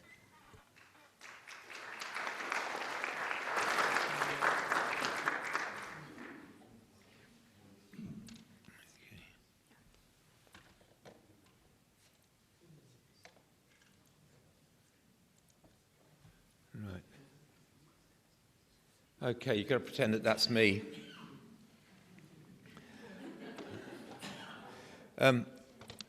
Actually, David Zeridzi is leading the largest prospective study in Russia, and I'm presenting some results from it on his behalf. He was the first cancer epidemiologist who actually managed to work outside the Soviet Union back in the 1970s, and he worked with Richard Doll and became determined that he was going to try to get tobacco taken seriously in Russia. And in the 1980s, he was discussing with Richard Doll, with various people, about the possibilities of getting studies going, and then things changed in Russia. I mean, the system really collapsed, but they did they did manage to get some changes in cigarette manufacture, which were probably favourable. But he'd always wanted to do a prospective study. And then as things settled down after the transition from communism, he finally did start to do this, but also did retrospective studies. And he's been a collaborator with us for about 40 years. And he works, I mean, all of these studies, they obviously, for obvious reasons, they run through the generations. So he works with a younger colleague, Alex Baroda, in Moscow, and Sarah Lewington, who's chairing this session, and I work with him and with other people in CTSU. The study areas are 3 cities in western Siberia, Tomsk, Barnaul, Biysk. It's the Altai region there in western Siberia. And they've got fairly typical mortality patterns. And when I say typical, I mean catastrophic. Russia has dreadful adult mortality statistics. And I'll come to the conclusion and then give you the evidence for it. The Russian death rates shoot all over the place. They just go up and down, but they're very high, and also they fluctuate wildly. I mean, you get a 2-fold difference in mortality within a few years. And the reason for this is that they drink a lot of vodka, or strong spirits, but mainly vodka. There are some newsworthy things about, drinking alcohol that was intended for industrial use, and, they'll drink various other odds and ends as well, but it's predominantly vodka, and so I'll call it vodka. What I'll show is expressed in vodka equivalents. Okay, well, what are these high rates and more rapid fluctuations? I'd like to illustrate it by saying, what's the probability that a 15-year-old is going to die before the age of 55? So I'm going to look at the probability that a 15-year-old will die before age 55. And here is British data for the period 1980 to 2014, so over a 35-year period. And you can see the top one is males, the bottom one is females. British death rates have been drifting down, and now at current death rates, you'd have only about 6% of the males would die before they're 55. So 6% of the men in Britain and about 3 or 4% of the women in Britain would die before they're 55. And if the men didn't drink or smoke, then probably be down to about 4%. Now, what about the women? I'll look at the women in Britain and the women in Russia now. So I want you to look at the females in Britain, where you've got 3 or 4% dying before they're 55. And I want to compare them with the females in Russia. Now, you can see in the Russian female data these large waves, this up and down in the death rate. Now, this is real. This is not in any sense an artifact of registration. The deaths in Russia are accurately counted. The denominators are accurately counted. There was no disruption to the system of accurate counting when it changed from being part of the Soviet Union into being an independent state. And the reasons for these large changes lie in alcohol use. So if I can make this work.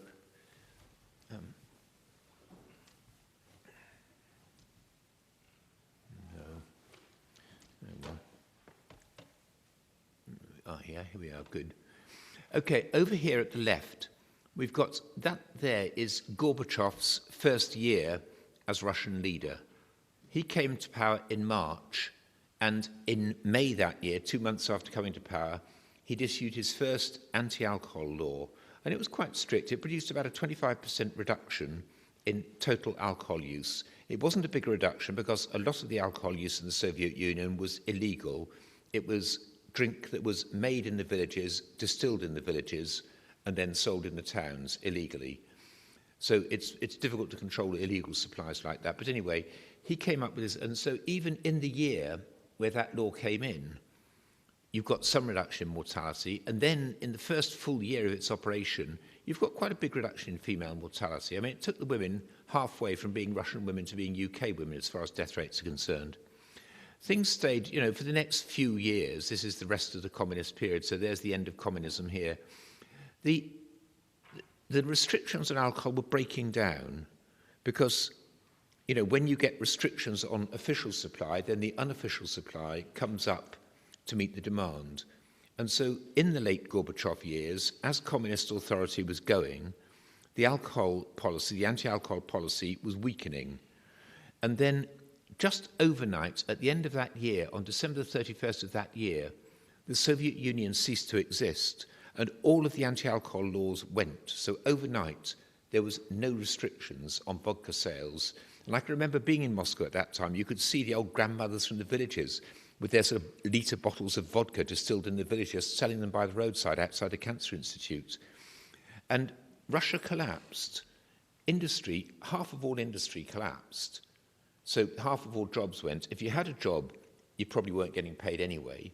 And if you got any money, then within about 3 or 4 years that would all go, because 96% of your money would go, because there was 2,500% inflation between 1991 and 1994. So there was just complete collapse, and it was the whole country was so demoralized that even the birth rate went down by half. You know, there was a total collapse of morale, collapse of infrastructure, collapse of food supply. You know, food prices went up. The only thing that went down was vodka. And so there was a huge increase in vodka. And the overall death rate, you can see, has almost doubled up to its peak in 1994. And at that point, they got the system a bit under control. And, you know, things came, well, for the middle 1990s, the inflation was about 7% per year instead of 2,500% over a 3-year period. And then things got a bit better.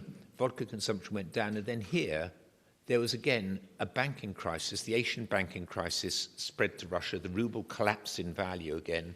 And there wasn't any sort of trading system. If you've got an industry you're running, you couldn't even arrange to sell your goods and buy components to your factory because there was no trading system working. You know, US dollars weren't available.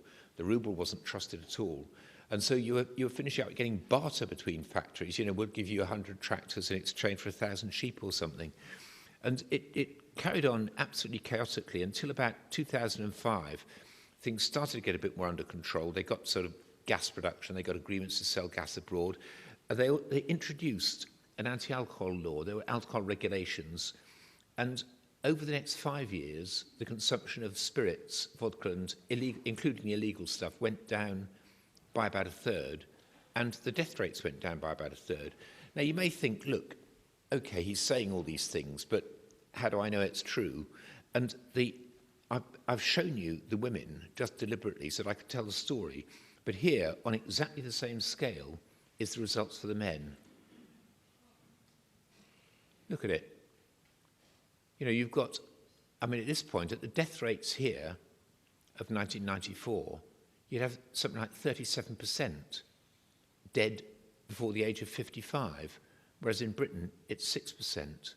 You know, it's gone drifting down from about 10% down to about 6%. But here it was 30%. And look at that huge increase, because, of course, vodka is predominantly a male problem. Some women drink. And the main female problem for vodka is probably being hit by drunken men. And then here you see things getting better. There you see the ruble collapse. And there you see the effects of the anti-alcohol laws. And as you see, here it comes down from about 36, 37% down to 24%. You know, the vodka went down by a third. They went down from drinking 9 times as much as the British here, down to drinking 6 times as much as the British down there. So it's gone down from 9 times what we drink down to 6 times what we drink. And overall mortality went down by a third. Okay, and the main reason for this was alcohol. And I'll show you the 2 main studies that David did, which illustrate this. Okay, first was a retrospective study of 50,000 dead people. Well, you may think dead people aren't much use to epidemiologists, but they've got relatives. And if you want to actually know what a Russian man drinks, then you go and ask his wife after he's dead, she'll tell you. So heavy drinking is strongly, so ask the families of 50,000 dead people what the dead person used to drink. And you find there's just some particular causes of death are strongly associated with drink, particular diseases and deaths from accidents, violence, suicide. Also, you could look at these national mortality trends, and when you split the trends down by what diseases people are dying of, you find, where's the variation? Well, you put these together, 8 diseases plus injuries, put that together, And that's what was accounting for this vast variation. Cancer rates didn't vary, child mortality didn't vary, death rates in old age didn't vary, even death rates in myocardial infarction didn't vary. Lots of things didn't vary. It was the things that were closely associated with alcohol, the things that were found by this retrospective study to be closely associated with alcohol. They were the things that were driving these wild fluctuations in national mortality rates. Okay, so I remember when I presented all this evidence without the stuff in the red at the bottom at the Edinburgh International Epidemiological Association, people said, oh my God, I thought Richard Peto was a serious epidemiologist, all this retrospective stuff, all these national trends. You know, you've got to do proper prospective studies. Well, fortunately, David had already got on with a proper prospective study and was about 10 years into it. And so the results came out a year or two later in Lancet, and they found that in male smokers, I mean, there's not as many heavy drinkers in a prospective study because they don't come into your study. The real skid row drinkers don't ever get into prospective studies. But in the ones who were heavy drinkers, heavy drinking was strongly associated with death from the aggregate of these causes, not with the aggregate of deaths from all other causes. So again, the same thing. And the association was very strong. Okay, so I'll give a little bit more detail of these studies now. So now we've got our prospective data, and we can be respectable epidemiology. Actually, in this case, because the effect is so extraordinary, the retrospective studies, which start with 50,000 deaths, in a sense, they're cruder, but they're almost more informative about how bad the problem is. The national mortality trends are cruder still, but they actually tell you how bad the problem is. And the prospective study, although it's useful scientifically, it actually, it gets rid of all possible biases and objections because you underestimate the problem. You can't calculate the attributable fraction because you don't get the ones who are most at risk of death into your study. Okay, the retrospective study, 60,000 Russian deaths in 12 years, 1990 to 2001. So in 2001 we started interviewed 50,000 families, and they were collaborative, very collaborative, about the smoking and drinking habits of the deceased. And the controls were 5,000 of these deaths, and they were from diseases that were unlikely to be related to smoking or drinking. The cases were the deaths from each of the other causes. And here are the results. So here are the diseases that were much more common in people who are drinking. And we took our exposed group as the ones who were averaging about a bottle of vodka a day. But actually, in Russia, a bottle of vodka a day doesn't mean a bottle of vodka a day. It means 2 or 3 bottles of vodka every 2 or 3 days. You know, they blitz drink. And that's why it's so dangerous. Versus reference men. Well, I'd have liked to have had non-drinkers as a reference group. We couldn't because there weren't any. So we had to actually take the ones who were drinking less than a bottle of vodka a week. So that's our control group. So we've got twice the risk of liver cancer, 3 times the risk of what they call non-MI acute heart disease, which basically just means heart stopped for no obvious reason, but not an MI. 3 times the risk of death from pneumonia, 4 times the risk of death from cancer of the mouth and esophagus, 4 times the risk of death from TB, 6 times the risk of death from liver disease other than cancer, particularly cirrhosis, obviously. 7 times the risk of pancreatic disease, mostly pancreatitis, and then 8 times the risk of dying from an ill-specified cause. So you put all these together and you finish up with 4 times the risk of dying from any of this lot. And then for the other diseases that weren't controlled diseases, we had a relative risk of 1.4, and you can work out from these that the relative risk for death from any disease was about twice. So they got twice the death rate of disease, these heavy drinkers. But then, what about other things? What about accidents and violence? And that was extraordinary. So here we've got that the drinkers had twice the risk of dying from a medical cause, but they had 4 times the risk of dying in a traffic accident, 6 times the risk of dying in some other accident, 8 times the risk of committing suicide, and 10 times the risk of being murdered. And for the women, it was even worse. They got 15 times the risk of committing suicide and 20 times the risk of being murdered, because drunken women hang out with horrible men. And we could take our study areas. Do you remember those 3 cities? That was Tomsk and then the Altai Republic area just next to Tomsk. And we could look at the mortality trends there. And here we are. So here, age 35 to 54, that's 1990 here. That other dotted line vertical is the year 2000. So this goes from 1990 to 2001. So that's the time we'll be doing the study.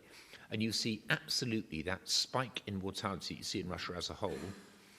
And then we can say, well, in this area, what was the variation? What were the mortality trends in the diseases we found to be closely related to drinking? Well, there you are. And what about mortality in these from other diseases? Not very much. So it was the diseases that are strongly related to drink in the retrospective study that were driving the total mortality pattern. And then there's the same thing for 15 to 34, and there's the same thing for 55 to 74. And again, you can see what's driving things. Then here's the prospective data. Now, the solid black is deaths from the disease that was pre-specified as alcohol-related, so the 8 diseases. And this is probability of death at 35 to 54. Look at it, 30%. Remember that, in Britain, 6% of men would die at that age, in that age range. But here in the top group, the ones who are drinking, say, about, this is now, sorry, not in bottles today, this is now in litres a week. So 2.5 litres a week, that's 5 bottles a week, because their bottles are half a litre. So you get this very strong, the black is death from the diseases that we'd found in the retrospective study associated with drinking, and there's the same 55 to 74. The dotted line, that's almost too faint to see, is deaths from other causes, and that wasn't related to drinking, and so red is the total. So again, the prospective data really sorts it out. Now, the problem is that in Russia, drinking and smoking just goes so closely together. If you're a heavy drinker, then nearly all of them are smokers, and those who aren't smokers used to smoke in the past, so nearly all heavy drinkers have smoked. So you've got this total confounding. It's difficult to do. So the main analyses of drinking had to be restricted to people who smoked. So it was just that, what I showed you was actually among smokers, what's the relevance of drinking?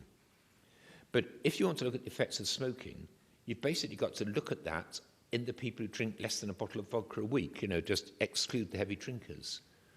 And I'll just show you one result on smoking. So here, this is among Russian men with no prior disease who didn't drink much, then age stopped smoking versus all-cause mortality. So here's the ones who keep on smoking, relative risk 1.66 for all-cause mortality. And then here's the ones who stop at about 30, stop at about 40, stop at about 50. And you can see that if you stop at around age 30 or 40, then you avoid most of the risk that you'd have if you kept on smoking. So again, it fits again with the Western evidence. And 1.66, just to remind you, if you've got a relative risk of 1.66, that means that 66 out of every 166 deaths wouldn't have happened if the smokers had had non-smoker death rates. In other words, 40% of the deaths among smokers wouldn't happen at non-smoker death rates, 40%. So it's, sure, Mike Toon's done studies where it's 60%, but still 40% is pretty bad. So Russian male deaths in middle age, what are the attributable fractions? And we have to say for drink, we still don't know. Most of them, you can say confidently that most of them are, the way that drinking is dominating the national death rates. But that relative risk of 1.66 suggests that about 40% of the smokers' deaths are from tobacco. The global adult tobacco surveys that get done here, well, in collaboration with here, say that 62% of the Russian men smoke in middle age. Put these two numbers together, that suggests that smoking is causing about a quarter of all Russian male deaths. And, other methods suggest, just indirect arguments, looking at national lung cancer rates, suggest it might even be a third. But for alcohol, what can we say? Smoking and or alcohol, all I'll say, it may well cause about 3/4 of all male deaths. How exactly are we going to measure this? You can't get a representative survey of people and get accurate information about drinking. It's a very difficult exposure to study, much more difficult than smoking. Anyway, thank you very much indeed, David. And thank you to Alex Broder, thank you to Sarah Lewington. I'm sorry David couldn't be here. There were just visa problems. And it wasn't the Americans being obstructive or the Russians being obstructive. Somehow they've got their rules and they were trying to be helpful. And that was even more true for Nuris when she was... the American embassy staff yesterday were desperate to try and help Nuris get out of Cuba, get to this meeting, and somehow their own systems, they've got so many different ways and checks and things that they're completely tangled up. It's not malice, it's just somehow somebody needs to take an axe to all the systems and just simplify them. But the American embassy staff were trying to be as helpful as possible. They got the plane waiting on the runway. It's going to take off at 4:30. That's yesterday afternoon. If she could get the visa from the American embassy by 2:30, then she'd be on the plane and they'd hold it for her. But even then, that didn't happen. So thank you to the embassy staff for trying to help Neeraj get here. And Sarah will tell you what she would have said if she had been here. So thank you. Yes, I will.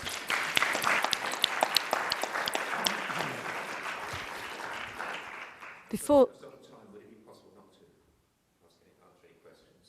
You don't want to answer questions? I don't know anything else. He doesn't know anything else. So in which case, we'll move on, and we're very grateful to Mike Toon, who's going to talk to us about the tobacco evolution of the epidemic in the US and China on behalf of, obviously, himself and Professor Zhengming Chen. Thanks. It's a pleasure to be here. And just click how do I advance it? Yeah. All the slides from China are from Zhengming Chen and Richard. They're the ones in black and white. So the question I thought about is, how did the evolution of the tobacco epidemic in the US, how does that inform disease control in China? So this is a map of smoking prevalence in adult men, in which China and the former Soviet Union and Eastern Europe have prevalences above 52%, 53%. And if we were to have the map in women, it would essentially be the inverse. The West would light up certainly more than China. So I'm going to talk about the timing of the epidemic in the two countries, the difference in the stage of the epidemic, and also with respect to gender between the US and China, and sort of where each country is in terms of the stage of the epidemic. And I'm going to emphasize the importance of local data, especially from large cohort studies, for monitoring the effects of major risk factors. So this is a very familiar slide to you. It's featured in every Surgeon General report. It's the rise and fall of per capita cigarette consumption in the US from 1900 to 2012. And I just want to point out two things. One is that the rise began at the beginning of the 20th century, and the peak occurred in 1963. And then subsequently, we've had a fall that takes us back where we were before World War II. These figures on your right, the 10 a day and 3 a day, that's averaged over all adults. If you restricted it to smokers, so in 1963, about 40% of the population were smokers, so that would actually be 30 a day. That'd be a pack and a half. And I'm telling you this to contrast it with what I'm going to show you for China. So here's annual Chinese cigarette production from 52 to 2011. All of the consumption essentially is domestic, and all of the production is domestic. So if you look at 1963, on the left side of that, they hadn't even begun. This is when the U.S. peaked, and it's been pretty much uphill ever since. And the y-axis is in billion. So if you look just at global cigarette consumption in the world in terms of billions of sticks, and I'm actually going to look at it in terms of trillions of sticks, you'd see that by 2000 we were up to 5.5 trillion cigarettes in the world. That's not what I want.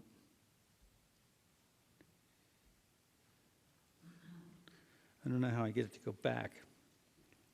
Okay. And so China is consuming between 1/4 and 1/3 of all of the cigarettes in the world back at the turn of the century. Okay, we're back to per capita cigarette consumption, and what I'm going to do is superimpose this line on the age-standardized lung cancer death rate in men and in women. Men in yellow, women in the purple. And what is striking about this is that the peak cigarette consumption occurs in 1963, But the peak lung cancer death rate in men, the age standardized rate, is 25 years later, and in women it's 35 years later. And this was occurring despite a big decrease in the percentage of men and women who were smoking. I just showed the men here.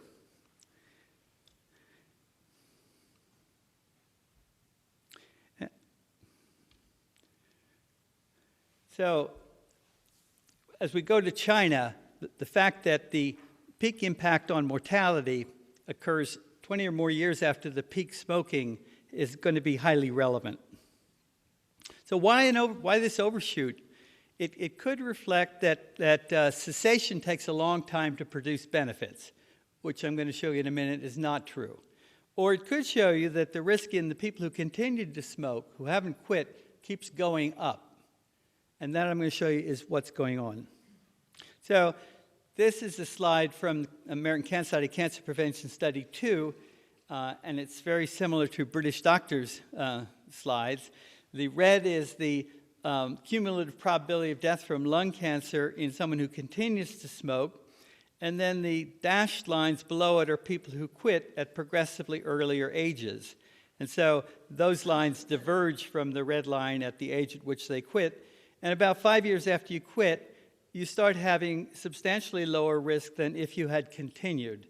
So the idea that it took 20 years to have a benefit from smoking for lung cancer is wrong. The interesting thing is that quitting smoking produces a benefit much sooner than the harm when you start.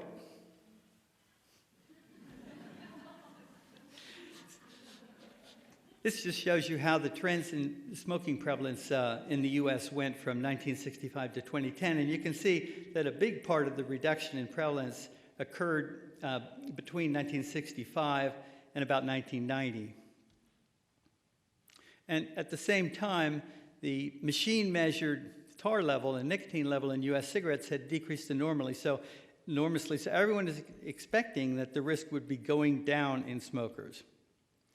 So what we did is we studied mortality risk from smoking in large cohort studies across 3 time periods.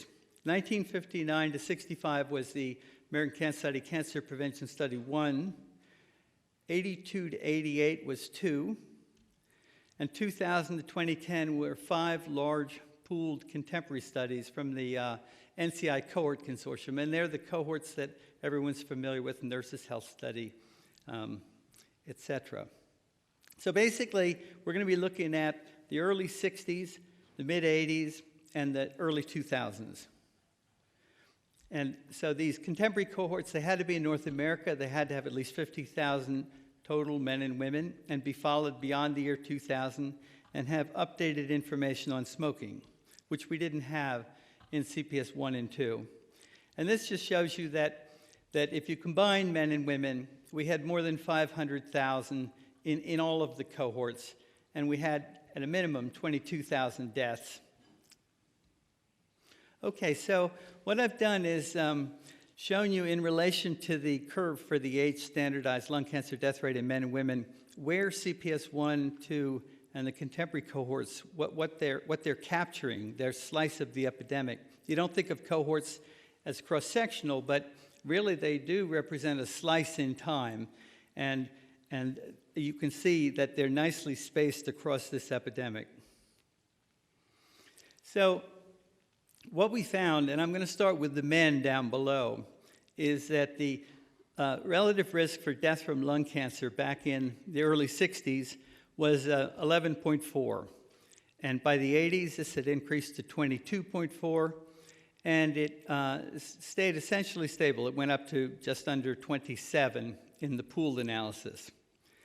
Now, moving up to the women lung cancer, their relative risk in CPS 1 in the early 60s was 2.7 because they hadn't been smoking long enough. CPS 2, it was up to 11.9, almost where the men had been in the first study. And by the pool, they'd caught up with the men. And a very similar pattern, slightly different pattern for COPD. The big increase in the relative risk for men occurred between the 1980s and the early 2000s. Just a huge jump in the relative risk from 9.7 to 24.5. And in the women, you have pretty much a progressive increase from the early 60s, 5.9, to 23.5. Basically, the women have caught up with the men in both of these. So the key features that one can take from the epidemic in the US just in this brief time is that the early studies massively underestimate the ultimate risks. That, and I haven't shown you this, the risk is highest in those who start young, smoke more cigarettes, and don't quit. And over time, as smoking became the norm, this pattern became more dominant. And then, in Richard Pito's words, women who smoke like men die like men. So I want to switch to China, where you have a massive, so you might say, well, if we know all this about smoking, why would you need to study it in cohort studies in China, where you have obviously massive numbers of male smokers? We know that certainly the background risks, and we've seen this morning even the relative risks vary across countries. And really the most important thing is that policymakers mostly pay attention to local data. They don't believe data from other countries. They believe data that happens to the people who they're supposed to be responsible for. Just to show you how many smokers we have in China, the 300.7 million smokers just way overtops any other country. The US didn't even make this slide. So I'm going to be looking at two large cohort studies that the Oxford researchers and their collaborators have carried out in China. The first one is the Chinese prospective smoking study, and it's basically the 1990s. And the second is the one you heard about already, the China Kadoorie Biobank prospective study, which is from 2006 to 2014. And this slide here shows where these two studies started in relation to this increase in annual Chinese cigarette production. So the people in the first study, you could see that the number of people who were long-term heavy smokers would have been small. This next two slides are going to show the patterns, next three slides, the patterns of smoking in China, first among women. So China, I think, is anomalous in that back in the mid-1930s, there was a lot of smoking in two areas of China. In the northeast and the southwest, just under 30% of women smoked. And it has decreased over time so that it's down to 2%.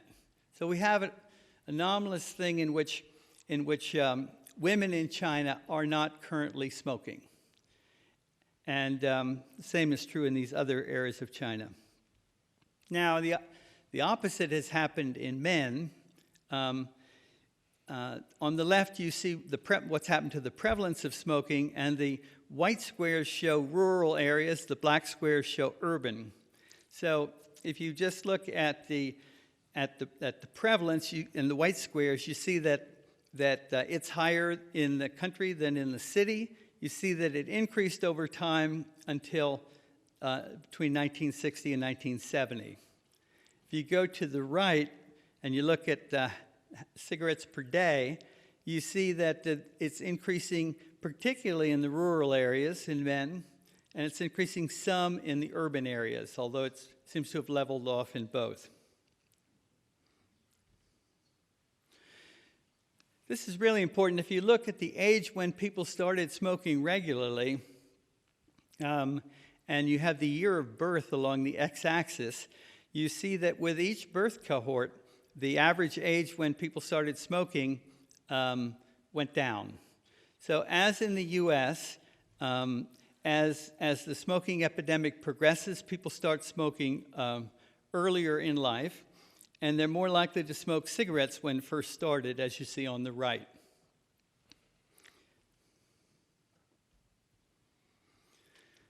So these are here's the relative risk for all-cause mortality by age of starting smoking in men.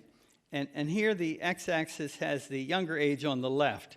So as you go towards a younger age at starting, the relative risk goes up. And it goes up even more in the second study than in the first study. So there's several patterns here. The relative risk is higher in the urban areas than in the rural areas. That's the opposite of the prevalence of smoking. The all-cause mortality relative risk goes up with earlier age at starting, and it's higher in the second study than in the first study.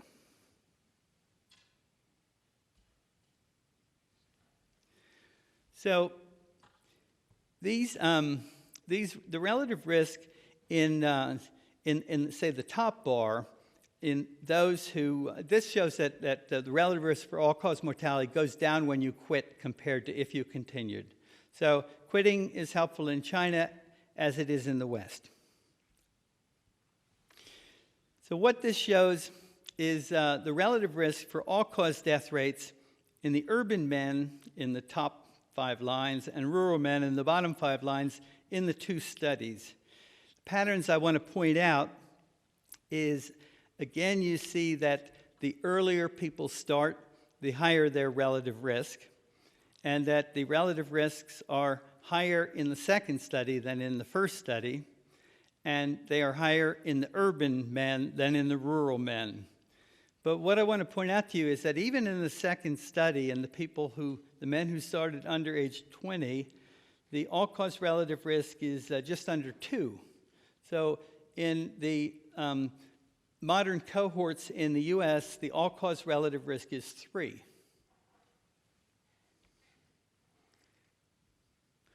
And this, you see exactly the same pattern for lung cancer. It's higher in the urban than the rural. It's higher when you start earlier. It's higher in the later study than in the first study. But again, when you look at the hazard ratio, the relative risk in the second study for the men who start under age 20, the relative risk is 3.8. In the US, it's 25. For stroke, you see exactly the same pattern that you saw for, pretty much the same pattern you saw for all-cause mortality. So the key features of the epidemic in China is that it's currently limited to men, but to massive numbers of men, that the risks, both the absolute risks and the relative risks, are lower than in the US, but they're rising in birth cohorts that began smoking at younger ages and smoked more heavily. Quitting reduces risk, and remember, cigarette production and consumption are on the rise, and the population is getting older. So this is from Richard, that whereas in Western Europe and North America, cigarette sales and male lung cancer and male deaths from tobacco are decreasing, the opposite is true in China. You have rising cigarette sales, rising percent of male deaths due to smoking, such that in 2010s, it's about 20%. 2030s, Richard projects about 30%. So the conclusion for China, the main conclusion is that in the absence of widespread quitting, the worst is yet to come. And then this is rather bizarrely formatted. It's really Richard's message is prolonged smoking kills. Stopping smoking, even in middle age, avoids most of the risk. Smoking cessation is the principal intervention for people who already smoke. Reductions in initiation are the ultimate goal. So he always says prolonged smoking kills, prolonged stopping works. And I will stop there.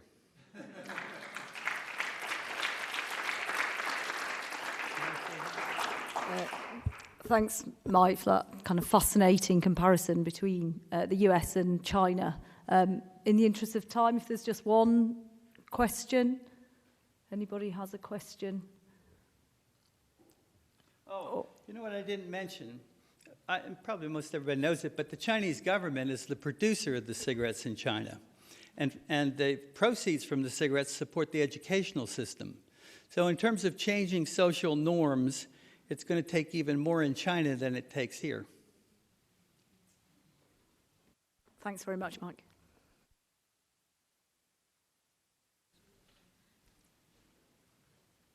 So final presentation before we wrap up.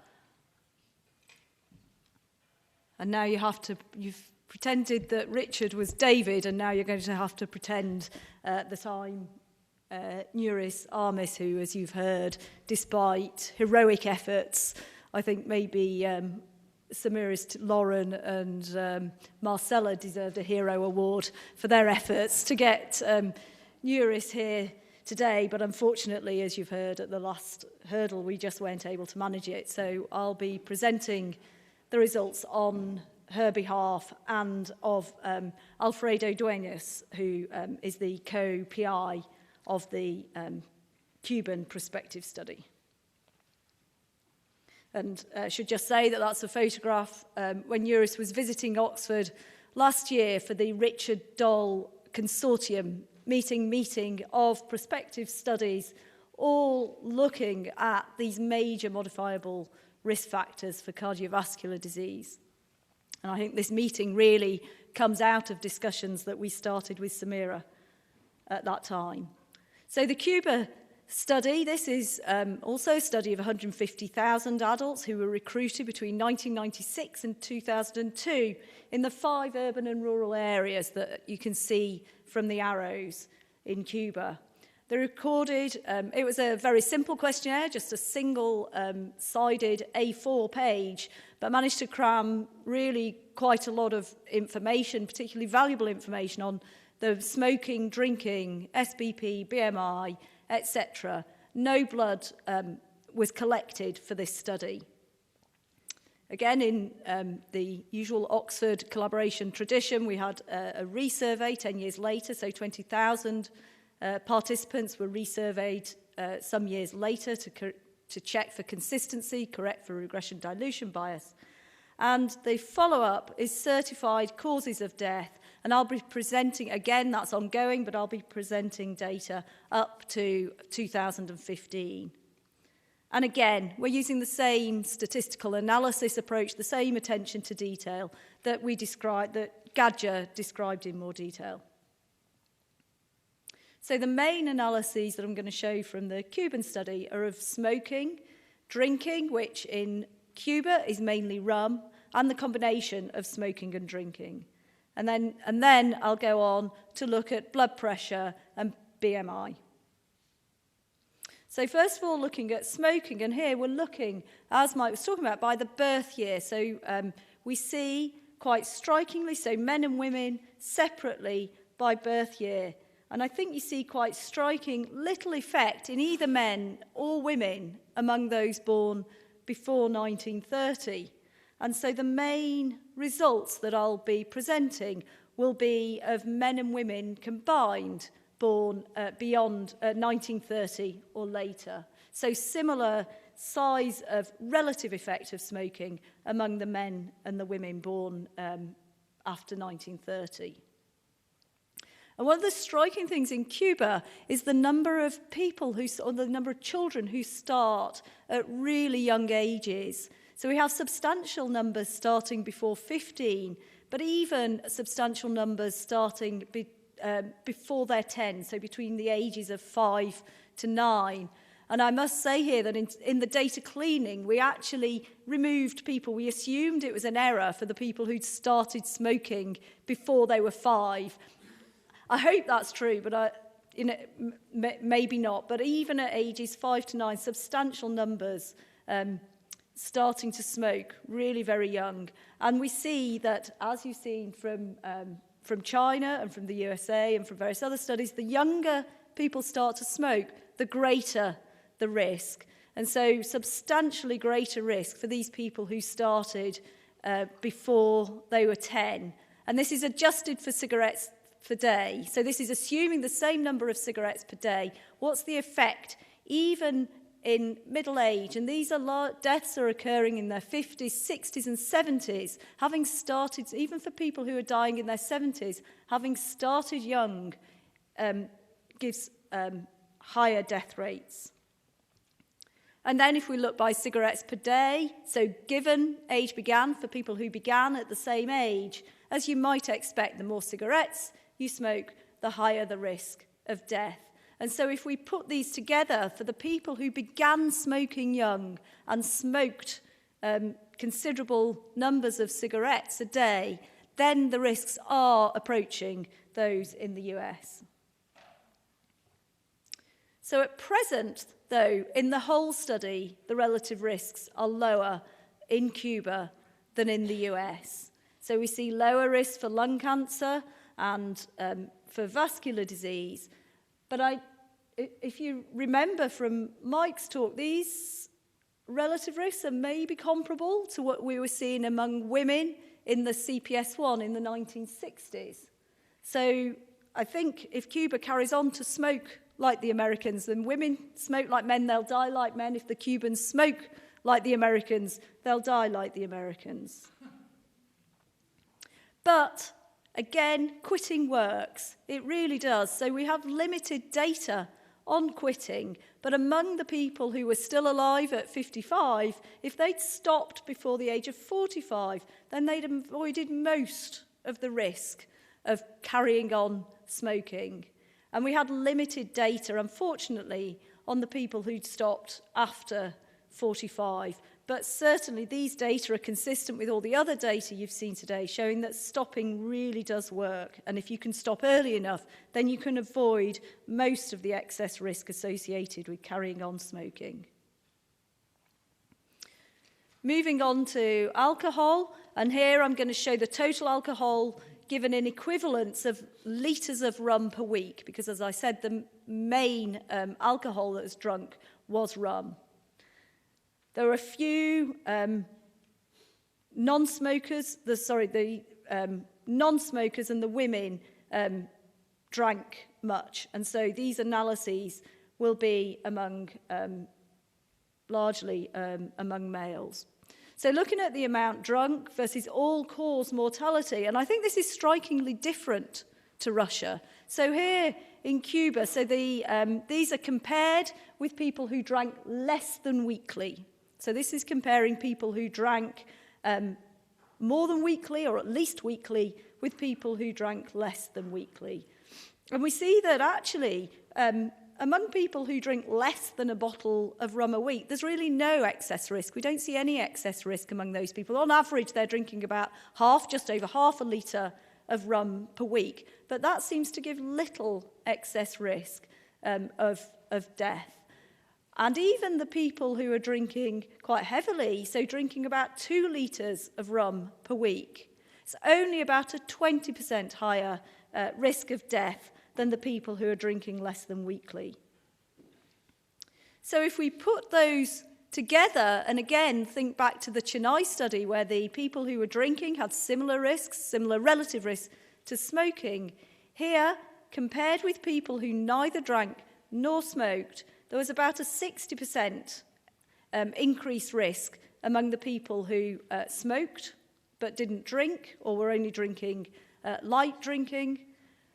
Among the people who were just drinking, not smoking, of course, as we've said, there aren't as many of those, but there's really no strong evidence of a strong excess risk.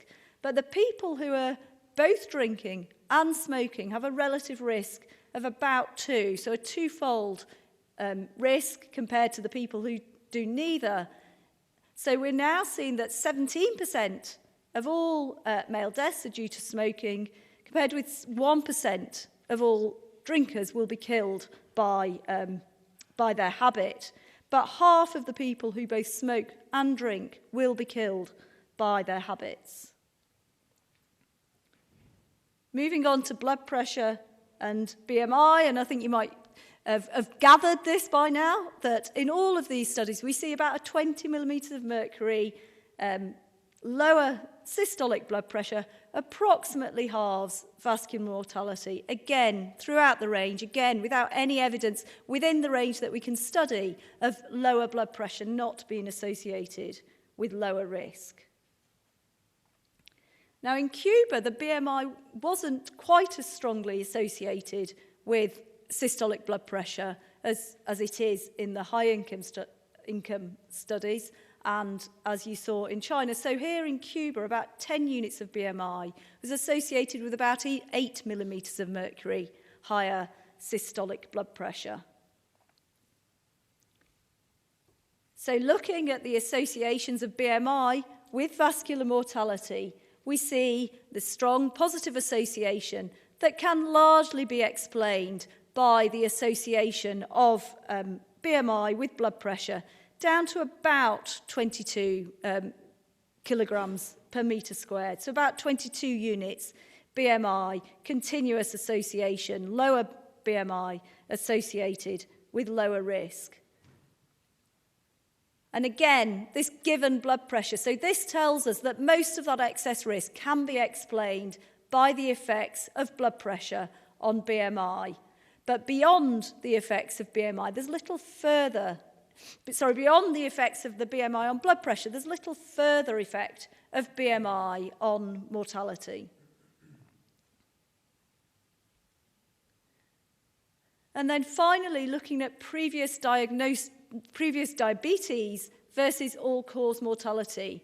So compare with the Mexico study of about a six-fold increased risk. In the Cubans under 60, a threefold risk of death, all-cause mortality for the people who reported having diabetes compared with not. So 160% excess risk due to the diabetes.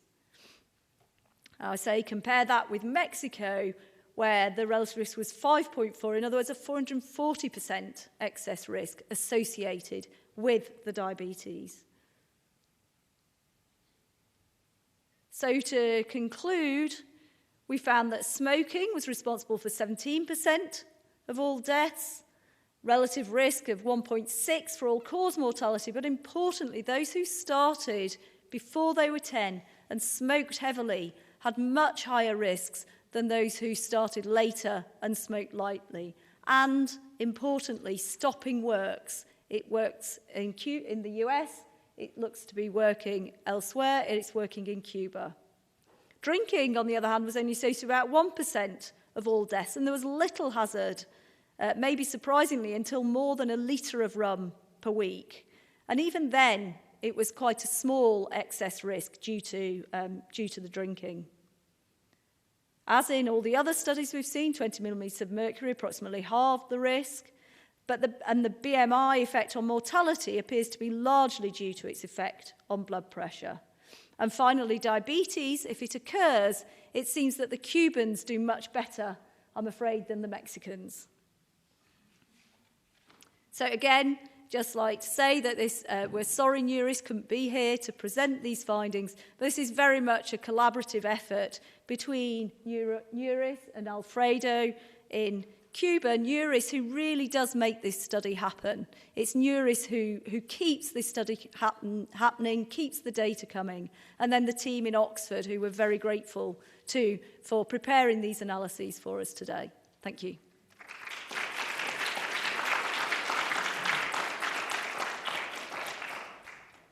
So I think now I'll go back to chairing. I think Richard has just got a few words to say to sum up the morning, talking about studies in low and middle income countries. Thank you very much. Well, I'll be very brief because we're running over time. I think that most of the points I'd want to make have been made by the things that are shown, but all of these studies have produced results that were not expected. Eating a sweet. You've got two microphones on, I think they need to be. Have I? Okay. Take this one out. All of the studies have produced results that weren't expected. In China, the stuff that Ben showed about this very strange relationships of BMI, blood pressure, and hemorrhagic stroke weren't expected. They're similar to things that Gadger's found. And in Russia, the effects of alcohol are quite extraordinary. And they had to be documented by studies, and we need further studies to find out. It's such a major cause of death. It's probably half of all the deaths of of the Russian men anyway. Mexico, diabetes, the extraordinary effect of diabetes not only is it common, which comes from obesity, but when you get it, then you have this much greater risk. And this will have effects on the treatment strategies that the Mexican government approaches. Cuba, you have this very odd result about starting to smoke before 10. Nobody else has got that. And I believe that this will lead to real efforts to make sure that kids do not start before 10 or actually before 15.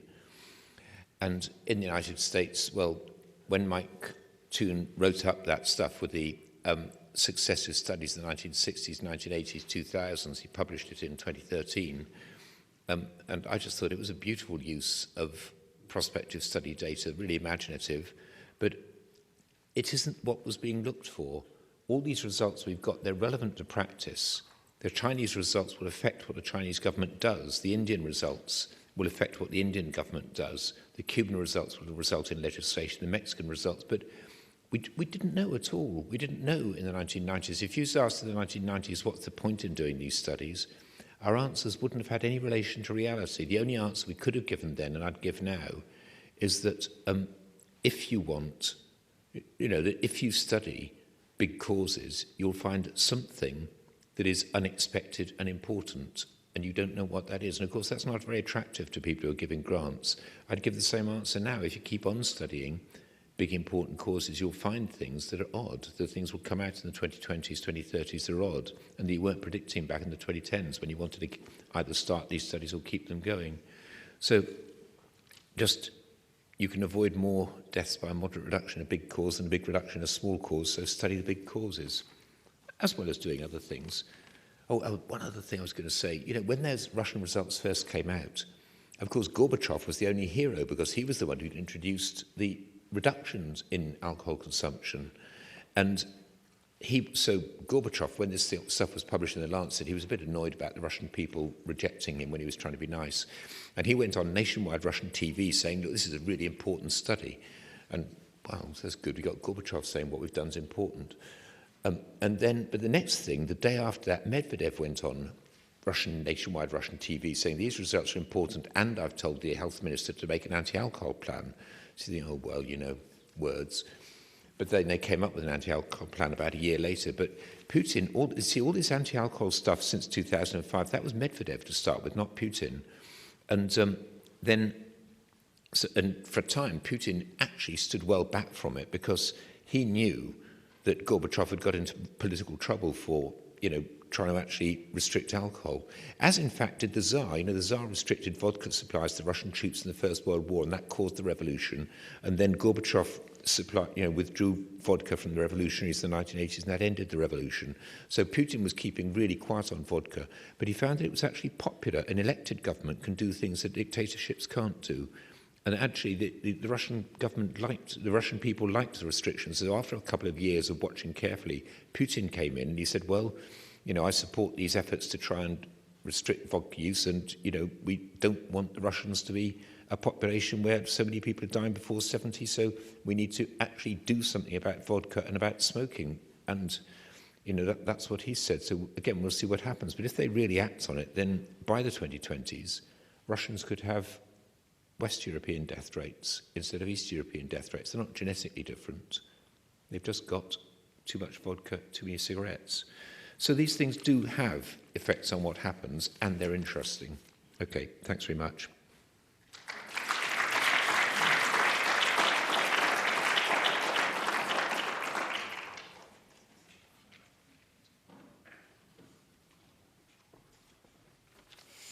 Well, what a wonderful morning and an outstanding program of experts and practitioners from around the globe.